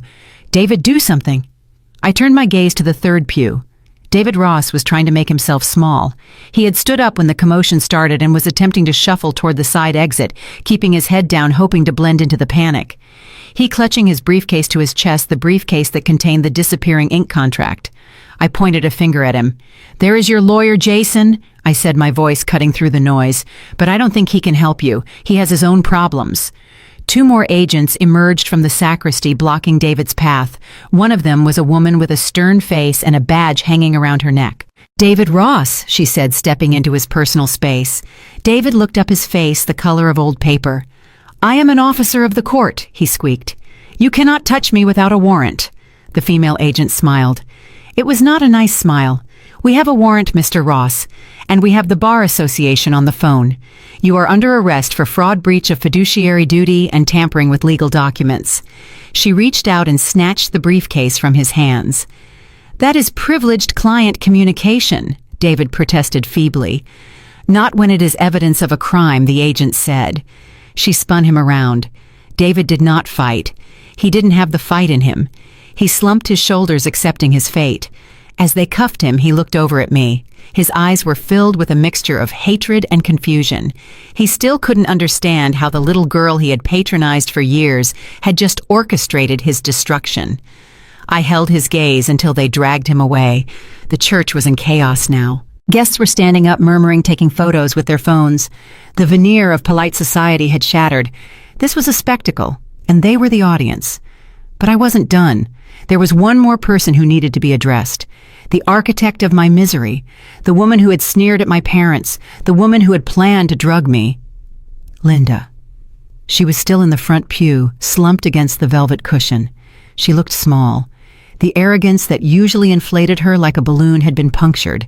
She was staring at Jason, who was now being hauled down the aisle by the FBI agents. "Jason," she whispered, "my baby." Jason looked at her as he passed. He didn't look at her with love. He looked at her with blame. "You said this would work," he shouted at her as the agents dragged him past. "You said she was stupid. You did this to me." Linda flinched as if he had slapped her. I walked down the steps of the altar. My heels clicked on the stone. The sound was rhythmic, deliberate. I stopped right in front of Linda's pew. The guests nearest to us fell silent. They sensed that the final act was about to begin. Linda looked up at me. Her mascara was running down her face in black streaks. Her lip was trembling. "You," she hissed. "You monster. You planned this. You let us spend all this money. You let us invite all these people. Just to do this." I smoothed the skirt of my dress. "I didn't let you do anything, Linda," I said calmly. "You dug the hole. I just bought the shovel." She stood up, trying to regain some shred of dignity. She straightened her dress and lifted her chin. "You will hear from our attorneys," she spat. "You have humiliated us. You have slandered us. We will sue you for everything you have." I laughed. It was a genuine laugh. "With what money, Linda?" I asked. She froze. "The money from the trust," she said defiantly. "Jason is your husband, or he was supposed to be. We have rights." I shook my head slowly. "You have nothing, Linda. Nexus Dynamics is a shell company. The assets are frozen. Jason is millions in debt to the mob. And you," I took a step closer, invading her personal space, "you are bankrupt." "Liar," she screamed. "I have my own money. I have my house." "Ah, yes," I said. "The house. 12 Oakwood Drive, the sprawling estate in Greenwich where you host your garden parties and judge people who drive Toyotas." "It is my home," she said, her voice wavering. "It was your home," I corrected, "until about 9 o'clock this morning." I reached into my bouquet, which I had not yet thrown, and pulled out a folded document. I had kept it hidden among the roses. "You see, Linda," I explained, keeping my voice level so everyone could hear. "When I found out you hadn't paid your mortgage in 6 months, I was concerned. I hate to see family struggle, so I called the bank holding your note." Linda's eyes widened. She stopped breathing. "It turns out the bank was very eager to offload a toxic asset." I continued, "So my firm bought the debt. All of it. The principal, the interest, the penalties." I unfolded the paper. It was a notice to quit. "I am the bank now, Linda, and I am a very strict lender. Since you are in default and have no means of repayment, I have exercised my right to foreclose." I handed her the paper. She didn't take it. It fluttered to the floor, landing on her expensive shoes. "The deed has been transferred," I said. "The locks have been changed. My security team is currently at the property packing your personal items into cardboard boxes. I believe they are leaving them on the curb. It looks like it might rain later, so you might want to hurry." Linda grabbed the pew in front of her to steady herself. Her face was gray. "You cannot do that," she whispered. "You cannot throw me out on the street. I have nowhere to go." I shrugged. "Maybe you can stay with Cousin Beth," I suggested, pointing to the back of the church where the poor woman had been seated by the toilet. "Oh, wait, you were rude to her too." Linda looked around the room, searching for an ally.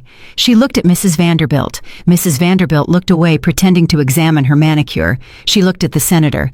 The senator was busy whispering to his aide, probably asking how fast they could distance themselves from the Evans family. No one was coming to save her.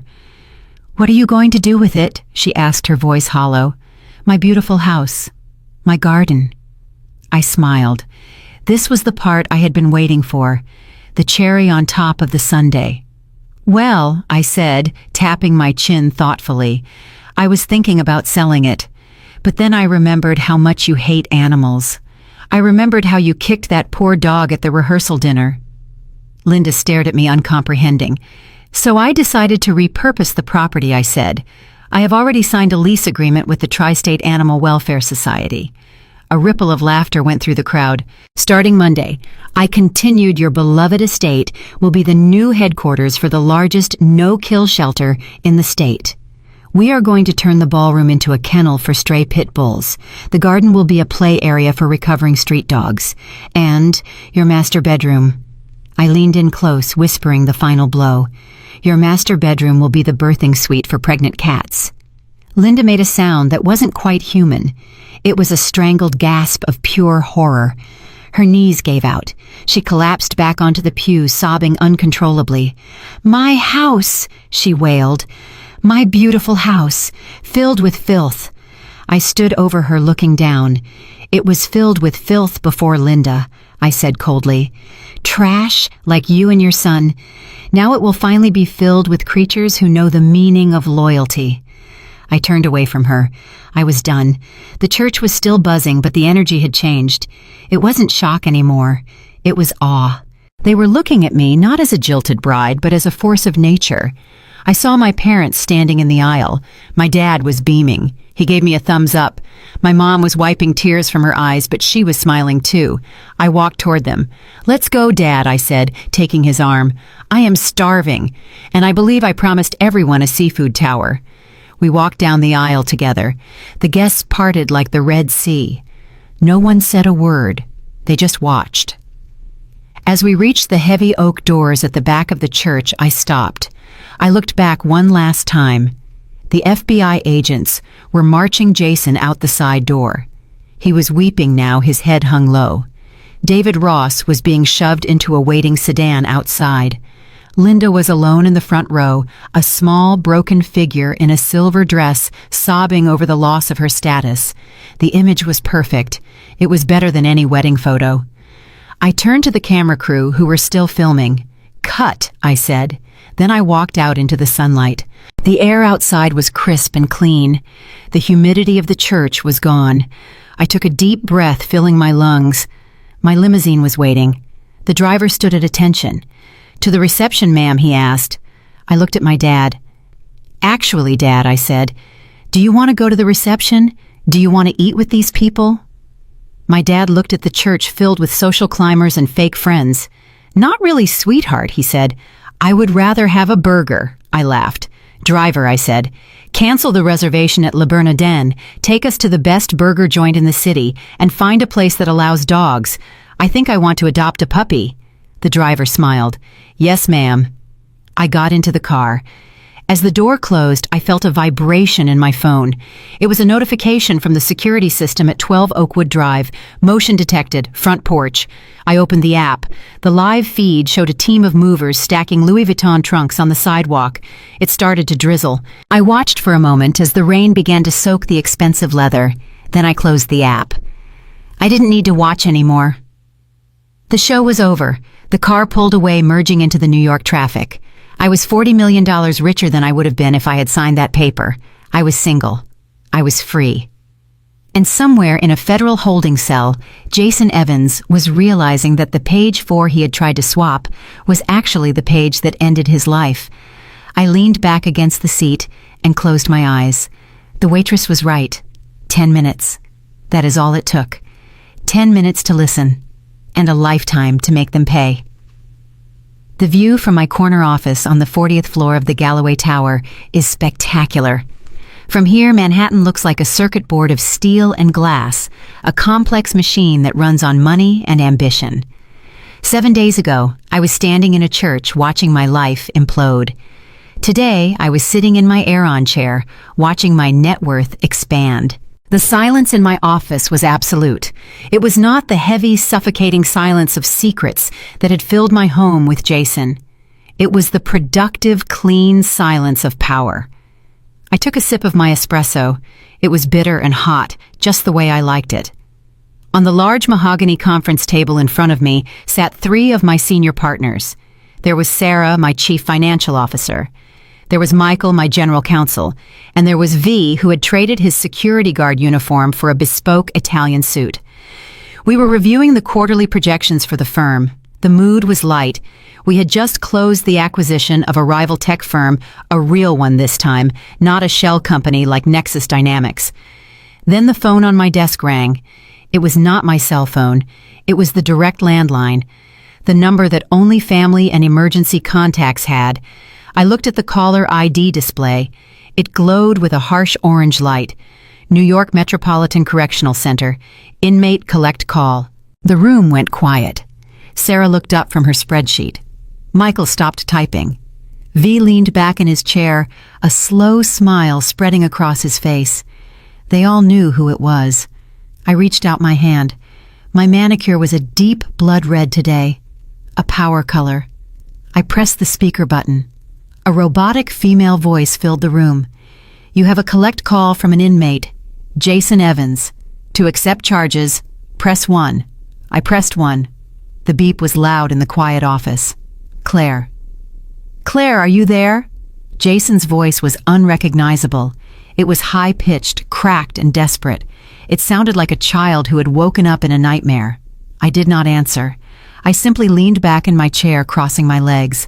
I looked at my colleagues and put a finger to my lips, signaling for silence. "Claire, please say something," Jason sobbed. "I know you are there. I know you accepted the call. Please, you have to help me." I watched the audio waveform on the phone's screen spike with his desperation. "It is hell in here, Claire." He continued, his words tumbling over each other in a frantic rush. "They put me in general population. Do you know what that means? There are animals in here. I haven't slept in 3 days. I haven't eaten. I am terrified, Claire." I took another sip of my espresso. I imagined him huddled by the wall phone in a crowded cell block, wearing an orange jumpsuit that definitely was not tailored by Tom Ford. "I saw the Romanos in here," Jason whispered, his voice dropping to a terrified hiss. "Or at least guys who work for them. They look at me. They make throat-slitting gestures. They know I don't have the money. They know the wedding failed. Claire, you have to bail me out. Please, I am begging you. Michael." My lawyer raised an eyebrow. He scribbled a note on a legal pad and slid it toward me. "Bail denied. Flight risk." I nodded. I knew that. Jason knew that. He was grasping at straws. "I just need a lawyer," Jason cried. "A real lawyer. Not the public defender they gave me. She doesn't care. She told me to plead guilty. She said they have everything. The tapes, the bank records, the wire fraud. She said I am looking at 20 years, Claire. 20 years. He broke down weeping. It was a pathetic sound, the sound of a narcissist who finally realizes the world does not revolve around him. I thought about the man who had sat at Le Bernardin drinking my champagne and planning to drug me. I thought about the man who had laughed about putting me in an institution. That man had been so confident, so arrogant. Where was that arrogance now? "Claire." "I am sorry," he blubbered. "I am so sorry for everything. I will sign whatever you want. I will give up the rights to the house. I will testify against Linda. I will do anything. Just get me out of here. I cannot survive in here. I am not built for this."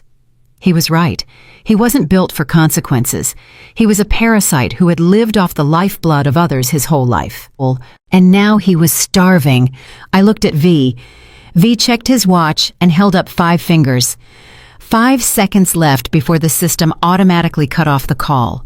Claire Jason screamed. "Do you still love me? Does any of it matter? Please, I love you." I reached out my hand. I hovered my finger over the disconnect button. I didn't feel anger. I didn't feel sadness. I didn't feel anything. He was a bad investment, a sunken cost. And in business, you do not throw good money after bad. "Claire, say something. For God's sake, say something." I pressed the button. Click. The line went dead. The robotic dial tone returned. I sat there for a moment, listening to the hum of the air conditioning. Michael cleared his throat. "Well," he said, adjusting his glasses, "that was efficient." "He is terrified," V noted. "The Romanos probably haven't even threatened him yet. His own paranoia is doing the work for us." "He asked for bail," Sarah added, looking at her notes. "Technically, the hearing is on Tuesday. Should we send representation to oppose it?" I stood up and walked to the window. I looked out at the city below. The cars looked like ants. People were rushing to work, buying coffee, living their lives. "No," I said, turning back to them. "We do not need to oppose it. The judge has the forensic accounting report. The judge knows he tried to flee the country. He is not going anywhere." I walked back to the desk and sat down. I picked up the quarterly report. Besides, I said, my voice calm and even, I think he needs to stay exactly where he is. It is the first time in his life he is actually paying for his own room and board. My team laughed. It was a dry, professional laugh. We went back to work. The phone did not ring again. I imagined Jason standing in the prison hallway, holding the dead receiver, listening to the silence.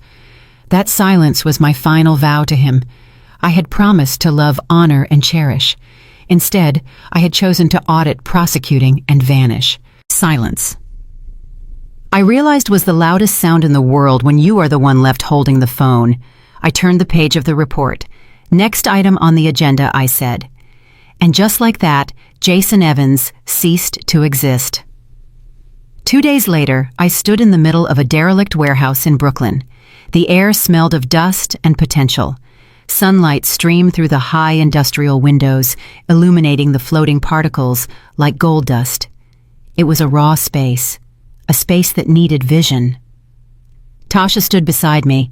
She was wearing scrubs and a winter coat, clutching a clipboard to her chest. She looked around the empty, cavernous room with wide eyes.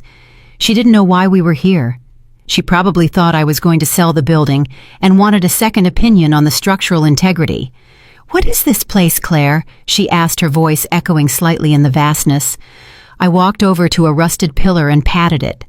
"This," I said, turning to her, "is the future location of the Evans Community Health Center." Tasha frowned, confused. "Evans? Like Linda?" "No," I said sharply. "Evans, like Tasha." I reached into my briefcase and pulled out a thick roll of blueprints. I spread them out on a makeshift table made of plywood and sawhorses. "I bought the building this morning, Tasha, and I have established a charitable trust with an endowment of $5 million. The mission statement is to provide high-quality pediatric care to underserved communities in New York." Tasha walked over to the table. She looked at the blueprints. She traced the lines with a trembling finger. She saw the exam rooms. She saw the waiting area. She saw the office labeled Medical Director, Dr. Tasha Evans. "Claire," she whispered, "I cannot accept this. This is too much. I can't pay you back." I smiled. It was the first time I had smiled genuinely in weeks. "You don't understand, Tasha. This isn't a loan, and it isn't charity. It is an investment." I walked around the table and stood next to her. "I look for value, Tasha. That is what I do. I find undervalued assets and I give them the resources to grow. You are the most undervalued asset I have ever met. You are a brilliant doctor. You have compassion. You have grit. But you were being suffocated by a family that treated you like a servant." I tapped the blueprints. "I am not doing this for you. I am doing this for the thousands of kids you are going to save. I expect a return on my investment, but the currency won't be dollars. It will be impact." Tasha looked at me. Tears spilled over her cheeks. She didn't wipe them away. "Why?" she asked. "After everything my family did to you, why would you help me?" "Because you were the only one who told the truth," I said simply. "When it mattered, when you were terrified, you still told the truth. That kind of integrity is rare, Tasha. It is worth more than $5 million. She dropped the clipboard and hugged me. It was a fierce, desperate hug. The hug of a prisoner who has just seen the gates open. "Thank you," she sobbed into my coat. "Thank you." I patted her back. "Save the tears for the ribbon-cutting ceremony, doctor. You have work to do." I pulled away gently. "But we have one more condition," I said. Tasha wiped her eyes, sniffing. "Anything. Name it." I signaled to the door of the warehouse. Marcus walked in. He looked terrible. He had lost weight. His eyes were shadowed. He was wearing jeans and a work shirt, not the pretentious suits his mother used to force him to wear. He stopped 10 feet away, looking at the floor. He couldn't meet my gaze. I looked at Tasha. "The condition is about your management team," I said. Tasha stiffened, looking at her husband. "I have reviewed Marcus's employment history," I said, keeping my voice professional, or rather, his lack of one. It turns out that while Jason was the face of the fraud, Marcus was the one doing the actual logistics. He organized the catering. He managed the schedules. He is actually quite good at operations when he isn't being berated by his mother. Marcus looked up surprised. "I am offering him a job," I said. Marcus's jaw dropped. "A job. Working for you. Working for Tasha," I corrected. I pointed to the blueprints. This hospital needs a project manager. It needs someone to handle the contractors, the permits, the supply chains. It needs someone to make sure the lights stay on so the doctors can do their work. I walked over to Marcus. Here is the deal, Marcus. I am putting you on a probationary contract. You answer to Tasha. She is your boss, not your wife at work. Your boss. If you are late, once you are fired. If you steal a paperclip, you are fired. And if you ever let your mother set foot on this property, I will personally ensure you never work in this city again. Marcus looked at Tasha. Then he looked at me. There was a spark in his eyes, a spark of hope. I won't let her down, he said, his voice steady. I promise, Claire, I am done with my mother. I am done with Jason. I just want to work. Good, I said. I reached into my pocket and pulled out a set of keys. These are the keys to the construction site. You start today. Grab a broom. Marcus took the keys. He held them like they were gold. Thank you, he whispered. I turned back to Tasha. He is your problem now, doctor. If he messes up, fire him. Tasha smiled, a real confident smile. I will, she said. I checked my watch. I have one more meeting, I said. I walked out of the warehouse, leaving them there. I left them in the dust and the sunlight. I left them to build a life that was finally their own. My driver took me back to Manhattan, back to Le Bernardin. The restaurant was empty, preparing for the dinner service. The smell of lilies was the same as it had been that day. I sat at the bar. Sarah, the waitress, was polishing glasses. She saw me come in and froze. She looked nervous.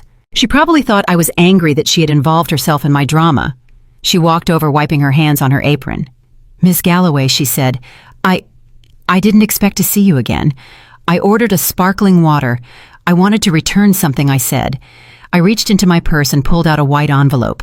Sarah looked at it. What is this? You gave me something very valuable, Sarah, I said. You gave me a warning. You gave me 10 minutes. In my industry, time is the most expensive commodity there is. Information is power, and you gave me the power to save my own life. Sarah looked down at the counter. I just did what was right. I couldn't let them do that to you. They were laughing about it. It made me sick. I slid the envelope across the polished wood. I did some research, Sarah.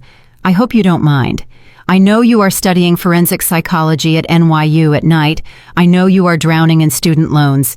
And I know you are working double shifts here to pay for your tuition. Sarah's eyes widened. How did you? I know everything, I said, taking a sip of water. Open it. She picked up the envelope. Her hands were shaking, just like they had been that day she pulled me behind the screen. She tore it open. She pulled out the check. She stared at the number. Her mouth opened, but no sound came out. It was a check for $150,000. This is too much, she stammered. I can't take this. Read the memo line, I said. She looked at the bottom of the check. Consulting fee, security, and risk assessment. You earned it, Sarah, I said.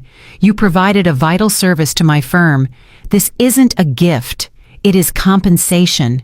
It is taxable income, so make sure you declare it. Sarah looked up at me. Tears were streaming down her face. This pays for everything, she whispered. My degree, my rent, everything. I stood up. You have good instincts, Sarah. You saw a threat and you acted. You kept your cool. Those are the traits of a good forensic psychologist. I placed a business card on the counter next to the check. When you graduate, give me a call. My firm is always looking for people who know how to spot a liar. I turned to leave. Thank you, Sarah called out after me. I didn't turn back. I just raised my hand in a wave. I walked out of the restaurant. The circle was complete. I had punished the guilty. I had rewarded the innocent. And I had liberated the oppressed. I walked out onto the bustling New York street. The air was cold and biting. It felt like a new beginning. I took a deep breath. Now there was only one thing left to do. I needed to see the ocean. The yacht was named the Alibi. It was a cruel joke Jason had made when he bought it with the money he stole from the investors. He thought it was funny. He thought he was untouchable. Now, the Alibi belonged to me. I sat on the aft deck wrapped in a thick wool blanket. The boat was anchored off the coast of Montauk. The ocean was a sheet of dark, undulating glass. The only sound was the wind in the rigging and the gentle slap of water against the hull. I held a glass of champagne in my hand. It was not Cristal. It was a small batch vintage from a vineyard I owned in Napa. It tasted of oak and hard work. I looked at the horizon where the gray sea met the gray sky. They say revenge is a dish best served cold. I disagree. Revenge is not a dish. It is a correction. It is a market adjustment. Jason and Linda thought they understood power. They thought power was loud. They thought it was screaming at waiters and flashing credit cards and demanding the best table. They thought power was dominance. But they were wrong. Real power is silence.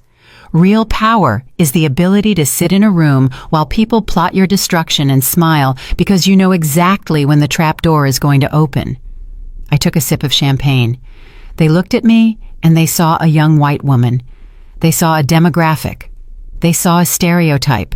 They saw someone polite, someone soft, someone who would sign the papers to keep the peace. They forgot what color white actually is. White is the color of the blizzard that buries your house while you sleep. White is the color of the shark's belly before it strikes. White is the color of the iceberg that sank the unsinkable ship. They mistook my silence for submission. They mistook my pale skin for fragility. But ice is not fragile. Ice is relentless. When ice moves, it carves canyons. When ice breaks, it crushes everything in its path. Jason is sitting in a cell right now wondering how he missed the signs. He is wondering how the gullible girl dismantled his entire life in 48 hours. He missed the signs because he wasn't looking at me. He was looking at his reflection in my eyes. I stood up and walked to the railing. I looked down into the deep, freezing water. I threw the rest of the champagne into the sea, a libation for the ghosts of the past. The Claire they knew is dead. She died in that restaurant behind the Japanese screen. The woman who stands here now is someone else entirely. I am the correction. I turned away from the railing and walked back into the warm cabin. I am ready for the next deal. Do you think I was too hard on them? Do you think Jason deserved a second chance? Do you think Linda should have kept her house? Or do you believe that when you play with fire, you deserve to get burned? I read every single comment. If you enjoyed watching the Ice Queen bring down the house, hit that subscribe button. There are a lot of people out there who underestimate women like us, and I have a lot more stories to tell. Until next time, stay silent, stay sharp, and never sign anything without reading page 4.